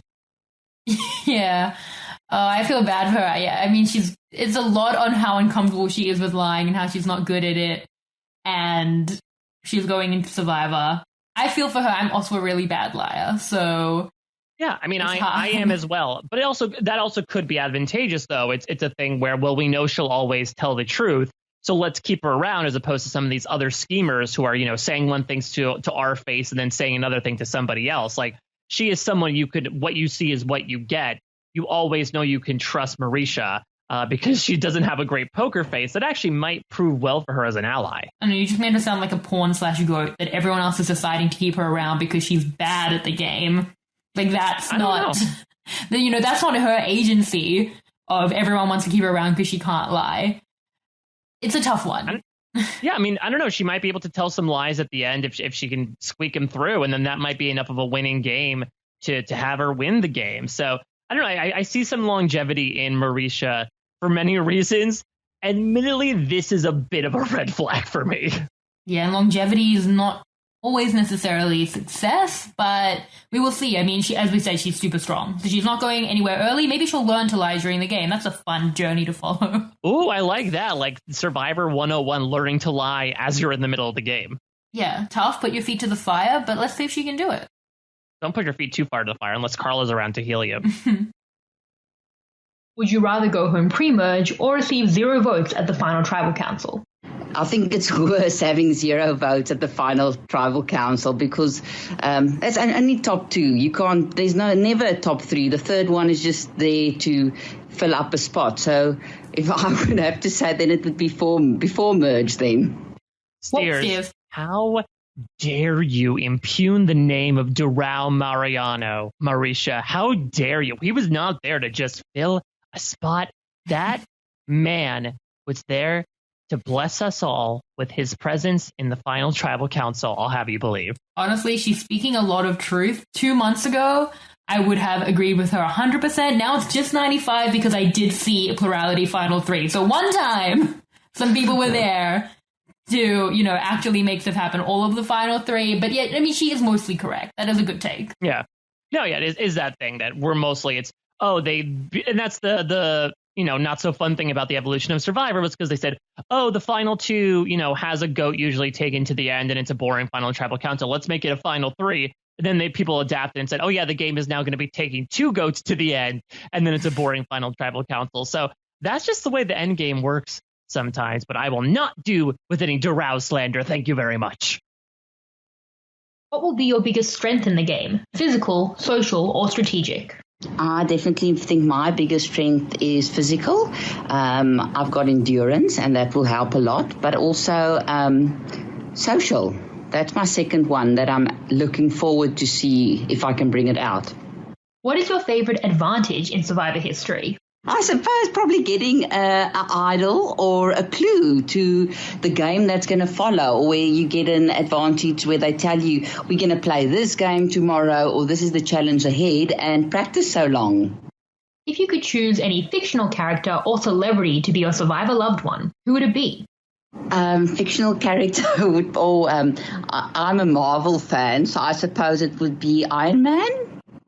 I would enjoy meeting him or having him in his outfit. Spears. Okay, so now we're, 2 contestants have said Tony Stark at this point? No, we have Thanos, we have Robert Downey Jr., and we have Iron Man. Oh, sorry, I'm confused. It's Robert Downey Jr., and then there's specifically Tony Stark. Every single time someone says who they want, the picture is added to in my mind of this loved one's visit. It is a lot. I mean, we've got Elon Musk, we've got Michelle Obama, we've got Trevor Noah there. Yoda is there. This is like we've got some artists out there. Can someone draw a depiction when this is all done? I need some fan fiction written right now, people, of like all the loved ones brought out from all these fictional loved ones visits. Oh my gosh, Mike. We brand steal these people. We brand steal the loved ones All right. Depending on how long the off season is between seasons 8 and 9, we might have to do just that. It honestly is just such a great cast. We've got Tony as well, which is fun. I love that we do have both Robert Downey Jr. and Iron Man. I also love that she said Iron Man in his outfit. Like that's like the main thing. I like referring to his suit as an outfit specifically. So we got Brad Pitt in Ocean's 11 as well. That's very fun. Yeah, I mean, some people said a couple, so we'd have to cut down to like who their main person was, but there have been some great answers. Don't forget about Zoolander from Dino. Amazing cast of people. Just brilliant. And Goku from Dragon Ball Z to finish off this motley crew. So good. Because I just enjoy him and his attitude towards how the life is. You've only got one life, live it to your fullest, and he never thinks twice before doing something. What food would you sit out an immunity challenge for? I sound so boring. I love oats and cereals, so that might be a big thing, or a piece of steak. If you I'm sorry, Marisha. I love you. That is the weirdest answer I've ever heard. Oh, you're broken. We broke you. What is happening? Cereal. Stop. Hey, that's so judgmental. We asked him to answer the question. She actually does. I love that she answered the question, but I just love the image of Nico being like, got a nice bowl of cereal here. Anyone want to step down? Look, aim higher, ladies. I've said it so many times on this podcast. For a lot of, you can have anything you want. You choose oats. Really? With no bathroom and really? I mean, breakfast is the most important meal of the day. That's great. And you know what? She is a farm person. I know they have early hours, so maybe she really treasures breakfast. I don't know. If Nico Panaggio walks out with a bowl of Frosted Flakes and milk, I'm personally throwing that back in his face. Yeah, if he does do that, will you eat a snake? Will you eat cereal? I mean, I guess I suppose I'd eat it if that was the only thing offered, but I'd try to Natalie Anderson it. I'd be like, no, give me an entire breakfast. I don't just want cereal. I want the whole balanced breakfast. Because this is what I was thinking of in terms of what food I would step down for. Clearly, I've been giving a lot of thought to all of this. And I think I've we've answered this on the podcast many times, guacamole, etc. But they're in South Africa.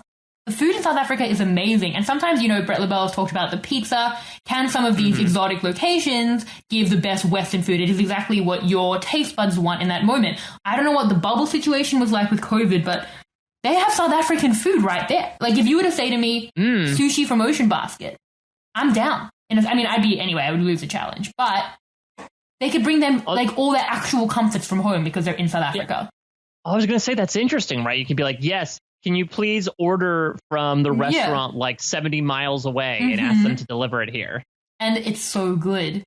So it's actually funny because we have South African stores here in where I live, in my area. Interesting. Yeah, because everyone here is from South Africa and in where I live. And whenever I go in, because I left South Africa when I was a child, my taste buds didn't really develop there. So I come out as if an 8-year-old has a credit card now and just bought whatever they wanted. And Peter's like, what are you doing? I come out with 2 liters of Fanta grape. I've got lollipops. I've got chocolate. And that is it. And I'm just like an 8-year-old literally a kid in a candy store, except I'm an adult now who can pay for it. Is that what you would ask for then? You'd be like, go to this store if you were playing in Australia and get me all this South African candy, please. Yeah, go to the South African store and get me Astros right now. All right, listen, Marisha, I am not here to yuck your yum, but I will be honest, I don't think I ever thought anyone would answer this question with oats or cereal. So, congratulations for having perhaps the most unique answer we have heard so far. I feel like we just woke up on the judgmental side of the bed today. We have had so many issues with everyone. No issues at all. This is what we're here to do. I'm so appreciative of these contestants for volunteering their time to talk with us. This is what we're here to do. We're here to break down these interviews. I love that broke you. That's great. If you could have any superpower, what would it be and why? I suppose a superpower would be wonderful to have if I could have a superpower, I would love to be able to fly. I've always had this dream that I could fly, and I think it would make life so much more exciting. With one more night until the game, what's going through your mind right now? I don't know if I'm excited or if I want to cry at this stage. But I think I'm going to sleep a lot tonight because this is the last night we have a comfy bed and pillows, and definitely going to take 3 showers before we reach the island. Thank you so much for having me, and I hope I could give you great answers to the questions you had. You did, Marisha. You absolutely did. Yeah. So Marisha is, married 13 years. Her bio says 2 girls, 3 and 7. A lot of layers, I think, to her personality. I think obvious challenge beast. Someone who doesn't go in with a high level of comfort for the game, which can be fun to kind of see someone out of their element and see how they adapt to that. I think that, again, she's someone that you get a really clear picture of, and I'm excited to see it play out. Yeah, I think she has a very unique perspective on the game in that she obviously is aware of the show. She's Googling us little podcast to find out more about it.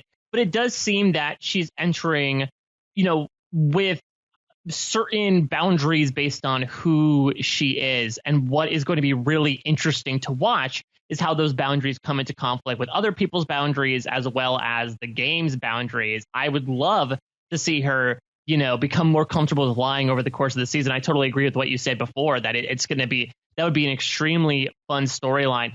I do think she's someone that we'll see for a while because she does seem very strong, and I'm not sure what the challenges are going to be necessarily in the pre-merge of Survivor South Africa, but I can imagine she's someone that you want to just keep around for general strength. And she might be kept around as someone who is probably going to be a loyal ally, because when she's lying about something, you're absolutely going to know it. So I'm excited to see more Marisha no matter what. And I hope she gets her much requested cereal at some point on day 39. I think she's getting a lot of days in the game. We haven't been doing the whole merge or not thing. We will have a lot of preseason content. I'm sure we'll get to that at some point because we forgot to do it in this podcast. But merge, definitely making the merge for me. She's really strong. Yeah, agreed. Yeah. And I don't think she's going to be as strategically threatening, at least what people will perceive. So I don't really see any reason she'd go early. Like, I'd be shocked if she didn't make the merge. I would eat cereal if she... That's how confident that I am. Would you eat snake cereal? If she does make the merge? If she doesn't make the merge. That's a big bet. Like, anything could happen. I say immediately, taking back my confidence. Exactly. Oh, well, let me walk this back. Let me think this over a little bit. Snake cereal, you say? I don't make ridiculous bets on podcasts. For anyone wondering, why am I talking about this? So, Mike made a bet on the Falcon and the Winter Soldier podcast that he would eat a snake if something fairly obvious happened, no spoilers, and then it happened, and then he had to eat a snake. So that's why I've been saying that. Snake jerky, technically speaking. So I'm not like cutting into, Ka from the Jungle Book and feasting on him. I ate python jerky. For those that were asking, it was not a fun experience, but you can feel free to check that out. But yes, as abundantly clear by both that and the tattoo that I'm currently looking at on my left arm. Listen, I'm a man of my word. I'm just like Marisha. I'm not going to make lies when I say that I'm going to do stuff if I lose out on bets on podcasts. No one is more committed to this than you are. Not one person on this planet. All right, we have Nicole. She is our last, the other survivor, Nicole. She's our last interview. She is 26. She is a digital marketer. And let's hear from her. To start off, tell us about yourself. I'm Nicole Wilmans. I am a very fun and enthusiastic woman from Stellenbosch, and I am a digital marketer. Why are you here on Survivor? I'm here to play a game that I've wanted to play for so long, and to just show people that it doesn't matter what you are perceived like. You can, if this is something you want to do in your life, you can totally do it, and it doesn't matter what other people think of you, and just go for it. What is your fan history with the show? I've watched a couple. I would say I'm a big fan. I haven't watched every single season of every country, but I have definitely watched a decent few. And yeah, I know what the game's about. I'm very enthusiastic about it and very passionate about it. Steers, I want to go back actually to the answer before that one, the why be on Survivor about being judged for being underestimated and proving that people's perceptions of you don't matter. I mean, that is well and good and absolutely motivational to get you on the show. But that kind of is the game of Survivor. I don't want to say too much because I feel like it's such a running theme in her interview that you'll get a more comprehensive view of it in a few minutes. So just keep it playing. Okay. Yeah. I'll strap in. What life experience do you feel has prepared you best for the game? When I was younger in high school, we had a thing called Trek that our every year group has to go through this coming of age thing, and you walk through the country with a backpack, and it's a walk, cycle, and canoe through the country, and it's 28 days long, and it's a really grueling and testing time, and I think that definitely prepared me mentally for what's to come. Steers. What? Yeah. So her high school had a Lord of the Flies type of thing. Wait, okay, so you drop these high schoolers in the middle of the wilderness for 28 days? That's a lot. That is ridiculous. I mean, it's rumored that some Survivor seasons we might be seeing in the near future might be nearly that long. We watched one that was shorter than it a couple of months ago. Yeah, and she said everyone has to do it. Wow. I would drop out of school. I would not have graduated school. I mean, I'd be fine if it was like an outward bound, like week-long thing. But a month? A 28-day period? Wow, this school seems hardcore. I mean, I guess good in that she's able to like create the diamonds out of coal that happened with Nicole here. But that just sounds like a wild process for high schoolers to undergo. Yeah, we have like Duke of Edinburgh here, which is, again, voluntary. And I think like a couple of days, maybe a few days. I didn't do it, obviously. Is that like a triathlon thing? No, it is like a trek and you camp and it's like wilderness, but it's a few days maximum. People are going to be mad at me if I've gotten it wrong, but I had friends who did it. Is that named after Prince Philip? I know you and I both watched The Crown, and that very much seems like the Prince Philip motto from the first couple seasons specifically. No, it is. It's named for him. I mean, yeah, we're part of the Commonwealth, so that's why. That's what I always thought the Duke of Edinburgh was. I actually found out Prince Philip was the Duke of Edinburgh after I knew what that was. So that's like the original Duke of Edinburgh for me. But it's not 28 days. That's way too much, South Africa. Don't be putting teenagers through. I mean, like, Judias care. Yeah, that's a month. A month these young teens are away from their families. That is wild. Like, if you wanted Teen Survivor, this is essentially Teen Survivor right here. Yeah, I don't know what to say. I don't know what school would sanction. I mean, that's the thing. I'm good on Nicole. Again, you were wondering in the previous instances, like, what is a life experience to prepare you for this? I think Nicole really had an applicable one, apparently, due to her schooling system. No, at school we played Survivor. We played actual Survivor for a month. That's wow, what a perfect answer to that question. How do you feel you'll be perceived? I think generally people perceive me as like a poppy and someone that's really like into their looks and what other people think of them. And that's actually quite the opposite. I mean, I enjoy like looking after myself and making sure, like, if you look good, you feel good. And I think that's really important. But at the same time, I want people to know that there's so much more to me and that I'm really a go-getter. And when you put me in tough times, I come out at the top because I know how much I can push myself. And I'm really excited to show people that. A poppy is a woman that is perceived as someone that, gets afraid when their nails break or they like spend so much time on their appearance and that there's not much substance to them. And that's actually quite the opposite of who I am. Spears. Okay, so that's Morgan McDevitt from Survivor Guyana, essentially, or like Sarah Jones. Yeah, and obviously there's a lot in this about trying to fight against that perception. As you said, often that perception can be a good thing. It can take you far, but I don't think it's a winning game. When can you change that perception? But also, if you go in with these other utilities, as we talk about what you want to get out of the game, again, it makes the game more difficult. It's easier to just want to play and win Survivor than also play and win Survivor and prove people wrong. But from what I'm understanding, I think just being out there and having like any success will prove people wrong because they seem to have like a really solid image of her. So, yeah, I mean, I think if she just kind of roughs it, although she did that in high school for 28 days. Exactly. So. Like, she already proved that. Maybe it's the people that she made after high school friends with. Everyone else is like, oh, yeah, we get it. You went through this with us. But everyone else is like, you can't do it. We haven't seen any island experience for you yet. We've only heard about it. We want televised experience, lady. Yeah, exactly. Maybe everyone that she tells that story to absolutely doesn't believe it because it's completely ridiculous. And now she's just doing this so it can be on camera so that she has that every time anyone asks. Like, I did do evidence that I did it. Yeah, exactly. Because I'm having trouble believing it myself. So I understand why people just don't think that happened. It's just way too much. Which former Survivor player are you most like? Who?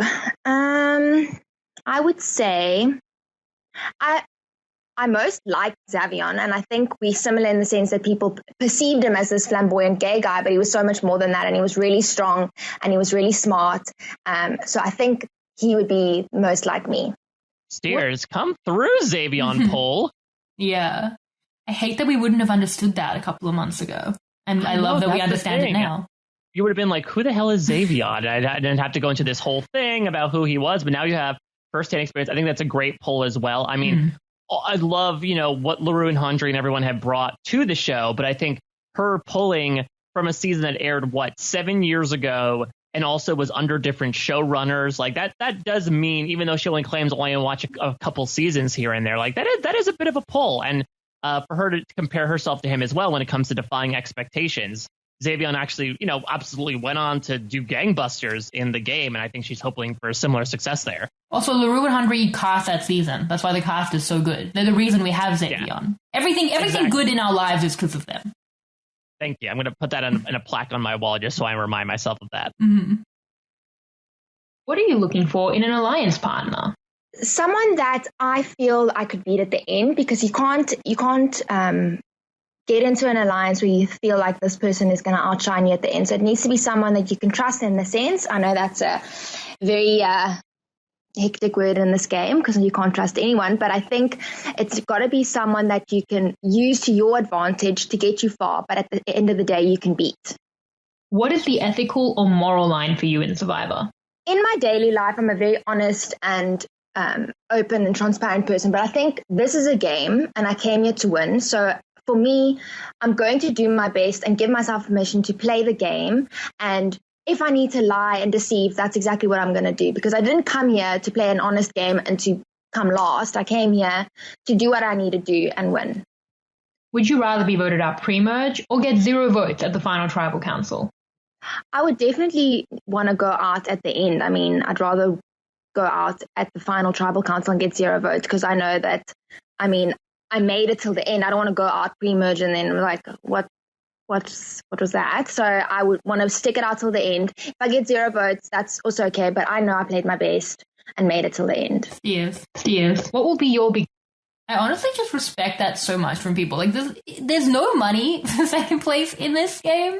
And also pre-merge, you get to go home. I assume that was the same this season. It definitely has been in past international seasons. Like, it's very different to being a 0 vote finalist or pre-merge in America. Like, there's so many positives to going pre-merge, and people just want to stick out there, get the humiliation of 0 votes for no money.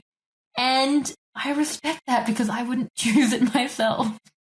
I also have a lot of respect for her previous answer to what do you desire in an alliance partner, because she looked at it really from a gamey perspective, right? She said, I want to work with someone that I can beat, which actually relies very much in opposition to someone like Amy, right? Who is like, oh, I want to be like Nicole and work with someone. Yeah, exactly. Work with someone who, who is stronger, who appears stronger than me, so they can keep me safe. I think it's two very different ways of looking at the game. For Nicole, that might mean maybe pulling a PK, as we mentioned before, and cutting someone too early, who you feel like might be able to beat you but has your back. But it's a really different way of looking at the game than some of the people we've talked about before. Because she's so cognizant of how she's perceived that if she's with someone that she knows is perceived as stronger or better, like, she's going to be really aware of that, I feel. Like, she's always thinking about it. So, of course, that would be on her mind and maybe something she can deal with before it makes her lose the game. I'm really seeing a lot of, like, Shawnee upside in Nicole right now. Wow. Does that make sense? That's like the anti-Nora of how flattering that was as a comparison. I don't know, but I feel like she walks in basically comparing herself to Shawnee, maybe unintentionally so, right? In, like, the way that she comes across as maybe, like, caring too much about her looks, but that she has some fight, she has some strategic skill behind her. And obviously we know how much success Shawnee has brought from both a popularity and a gameplay perspective. I'm seeing it from Nicole right now, personally. Wow. From your lips, Mike, to the Survivor godly ears, because that would be amazing. And made it till the end. What will be your biggest strength in the game? Physical, strategic, or social? I think it's going to be something of everything. I mean, I think knowing the previous winners, they've all had to have an aspect of each to win. Yes. You can't just focus solely on one. Obviously answer the question, goes without saying. But also, each of the winners need an aspect of all three. Did Tom Schwartz have any of those three? I mean, he won a challenge. I mean, he was like physical, maybe also applies to camp, right? He was like a wilderness guide. He was able to apply his woodsiness there. Strategy, he made a couple of decisions at the end there. Okay. But you don't need all three. I mean, Sandra's a 2-time winner, never won a challenge. I think that you can definitely play up your strengths without needing to be an all-rounder. But if you can be an all-rounder, good for you. Focus solely on one. And I think it's really important to incorporate all of them. It's like a recipe. You need to have a little bit of everything to make a good dish. And I think that's what I'm going to do. What's your favorite advantage in Survivor history? I think like the vote and nullifier is quite a good one, because if you're feeling like you're on the back foot, it's something that could really change the game. So I think that was one of my favorites to see. Which celebrity or fictional character would you like to be your Survivor loved one? Probably, what's his name? That Bear Grylls. Because he is so like outdoorsy and just knows everything. And I think that would just like it motivate me even more to get to the end. And he's just like so hardcore, and I'd like channel his hardcoreness into making it till the end. Steers. Okay, Shannon, this is my stupid brain. I did not hear Bear Grylls at first. I heard bagels. Bagels is my loved one. I do love bagels. They could be my loved one. Imagine Nicole being like, here's your loved one. It's just a bag of bagels. That's a question about food. That's not a loved one, but why can't it be both, Shannon? Bagels are my loved one. No one can take that from me. I decide who my loved ones are. Listen, that might be the most popular loved one ever, right? Because everyone's like, I'm picking the bagels. I'm taking the bagels with me on this reward. But the bagel's sentient, though, and eating the... Anyway, Bear Grylls was a good answer, not bagels. I can't unhear it. You know what? So a teenager who was put in the wilderness for 28 days would, be like, Bear Grylls, where are you? So I totally understand. Why exactly. You want Bear Grylls and bagels. Nobody believes me, but you might believe me. This is what I did in high school. Please tell me that this is, like, I did okay here. Is this, like, a common thing? Or is it uniquely specific to her high school? I hope they had bagels at the end. Bagels with Bear Grylls. How can they even take 28 days out of school? I don't know. Is that, like, a thing at the end of, like, hey, you graduate, and then because we didn't take all those snow days, now there's 28 days at the end that we can drop you off in the middle of the wilderness? Yeah, great job. You graduated. You went to class. You got good marks. You did your tests. But there's one more mission we have for you. Go out into the wilderness. I'm so stuck on it. I know it was so long ago that she said it. I just don't understand.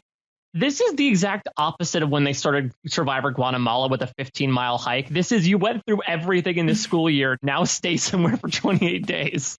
I imagine them in their graduation ceremony with, like, torn clothes, or just, like, getting their diploma, just, like, dirty and sad from the fact. Not everyone made it out to graduation. Yeah, only those who survive will graduate. We lost our valedictorian on the mountaintop, so, Phil, you gotta fill in.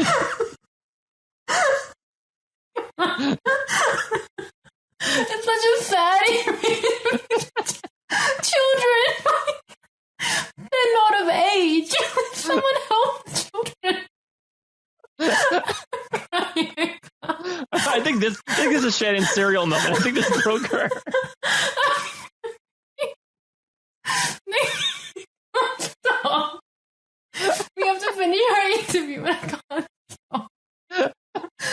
Okay. I'm in tears. Oh my god. Okay. What food would you sit out of an immunity challenge for? Oh, it depends on how hungry I am. I mean, I'm a sucker for good yogurt, so maybe yogurt, or even like donuts. I've got such a sweet tooth, so it would have to be something sweet. I've never had this on a podcast. I can't stop laughing. It's such bad podcasting. I'm sorry. Let Nicole finish. I just kept thinking about the valedictorian dying. I can't stop. I'm so sorry, Nicole. Your experience is so valid as well. Okay. Back to the yogurt. I've got such a sweet tooth, so it would have to be something sweet. If you could have any superpower, what would it be and why? Reading people's minds, because I think, that would be a phenomenal superpower, because then you can manipulate anyone and you can do pretty much anything knowing what people are thinking. What can people expect from you on the show? They can expect a very exciting and go-getter experience from me. I'm going to give it my all, do my best, deceive, lie, do whatever I need to do to make it till the end and win the prize. It's one night before the game begins. What's going through your mind right now? I'm so excited. I was actually just writing in my journal. I'm just like, there's so much going through my mind, but the only thing you need to do is play your best and do your best. I mean, there's so much that you could think about and strategize. And all you need to focus on, or all I need to focus on, is doing my absolute best in every scenario that I'm in and give it my absolute all and play like a fearless game. And that's what's going through my mind. Thank you so much. I'm so excited, and hopefully you'll see me with $1 million at the end. Rand. Oh, we've lost it. I've lost it. I don't want to put that on you. Like $1 million, Rand. Just splice that in at the Much last of a second. muchness. Yeah. Yeah, I really like Nicole. I really like this whole group. I do feel like, despite it being Anesu and the Blondes, I do feel like they all have different looks at the game. It seems like Nicole, I think, out of the five, seems to be the most cutthroat out of them. I don't know if maybe I don't want to assign her that label specifically. Maybe that's too harsh of a word, but it does seem like she is maybe someone who is most equipped to be like, I know the way that I'm looked at, and so therefore I can use that to my advantage.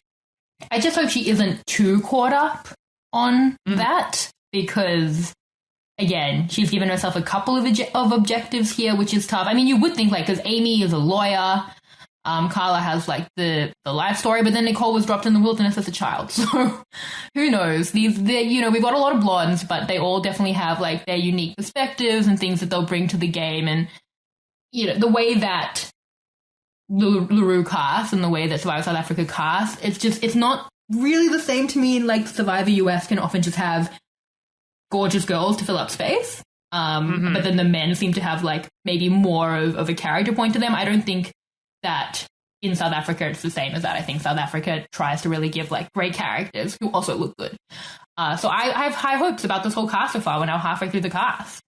I know, that's wild. We're already halfway through the cast. I think the five that we just spoke about today all have really interesting and different backstories that I think is going to inform their game, right? Whether it's Amy, who sort of aspires to be Nicole Capper, but wants to purposely play really quiet in the beginning.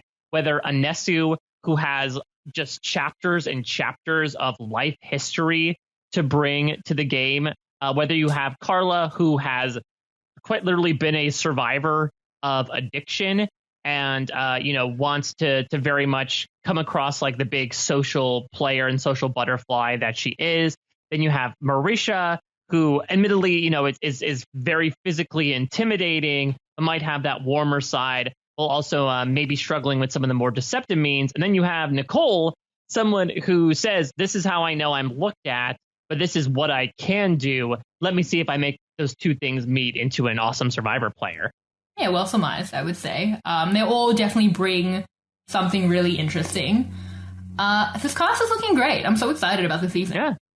So in 5 days' time, Shannon, you and I are going to be back together. We're going to finish off the men. So the next group we're going to be talking about include Mike, Paul, Renier, Sean, and Tyson. So again, 5 days' time, we're going to be talking about those five guys. If you want to follow along, I know that their bios are up on the Mnet website. I believe there's also some like intro videos, like 45-second videos of them on social media currently. So feel free to check that out if you want a little bit of jump on things. But otherwise, we'll be hearing our interviews with those five guys next time we get together. Yeah, so exciting. I apologize to everyone for losing it completely. I apologize to Nicole for her interview. I think we got it. We understand these characters. But Mike, what else do you have going on in the meantime? So much stuff. Post-show recaps, Lost Down the Hatch, the Bloom Files. Shannon mentioned it before, but we finished up The Falcon and the Winter Soldier, brought back Josh Wigler. I ate a snake. A good time was had by all. So be sure to check that out. And then over on RHAP, I was on the Circle podcast. By the time this is out, I will have been on the Big Brother Canada recap for the penultimate episode of season 9, which, as I mentioned at the beginning of this, has very much Survivor South Africa Philippines energy, and I have been loving every second of it. I also know that next week we're going to be doing a patron Brant Steele, where if you don't know what that is, Rob Cesternino and I have been doing something with the RHAP patrons, where much like the loved ones, fictional characters from this season's cast, we put patrons in a Brant Steele. We bring those people on the line with us, and we essentially have them talk about why they made the decisions that are completely out of their control. It has been extremely fun so far. I encourage you, if you're an RHAP patron, to apply. There are still applications being taken. We're playing the game on May 14th, I believe. And if you haven't become a patron of RHAP yet, we're early on in the month, which means you'll get your money's worth. And especially if you want to watch Survivor South Africa, you will be given resources to do so if you become a patron of RHAP as a podcast. So hopefully that is enough of an incentive to you to join all the fun. I do hope that the people listening will watch Survivor South Africa. Yeah, I guess that's a good point. So if we do the loved ones, these loved ones brand steal, we're doing bagels instead of Bear Grylls, right? Yeah, exactly. Because because spoiler alert, Bear Grylls might make another appearance in one of these interviews, so he's represented. Oh, okay, there you go. Yeah, I mean it's a smart answer. Makes sense. He'd be helpful. You guys can follow us at Shannon Gates at Mike Bloom Type, where we post all of these interviews and all of the content that is relevant to you if you're at the end of this interview. I also have something fun. So I was sent the Australian Survivor flower puzzle from Outplay Puzzles. It looks awesome. Beautiful. I kind of took a look at it. I haven't put it together yet, but it looks really difficult. I'm probably going to spend some time on that today. So this is such a fun thing. Honestly, like if you ever want to go on Survivor, you should probably buy these puzzles because they're very different, I would say, to like regular picture puzzles. It's good to practice. Mm-hmm. They're good for like LRGs. If you want to play, get that for like an immunity challenge as gifts just to have. It honestly looks like art. So I just wanted to plug it. He sent it to me for just as a gift because I helped him get into Australian Survivor, and this was an Australian Survivor puzzle. But you can use Shannon for 10% off if you want that, and just check it out. Because I just wanted to plug it. I mean, this is a guy with a small business that's really relevant to our listeners. So.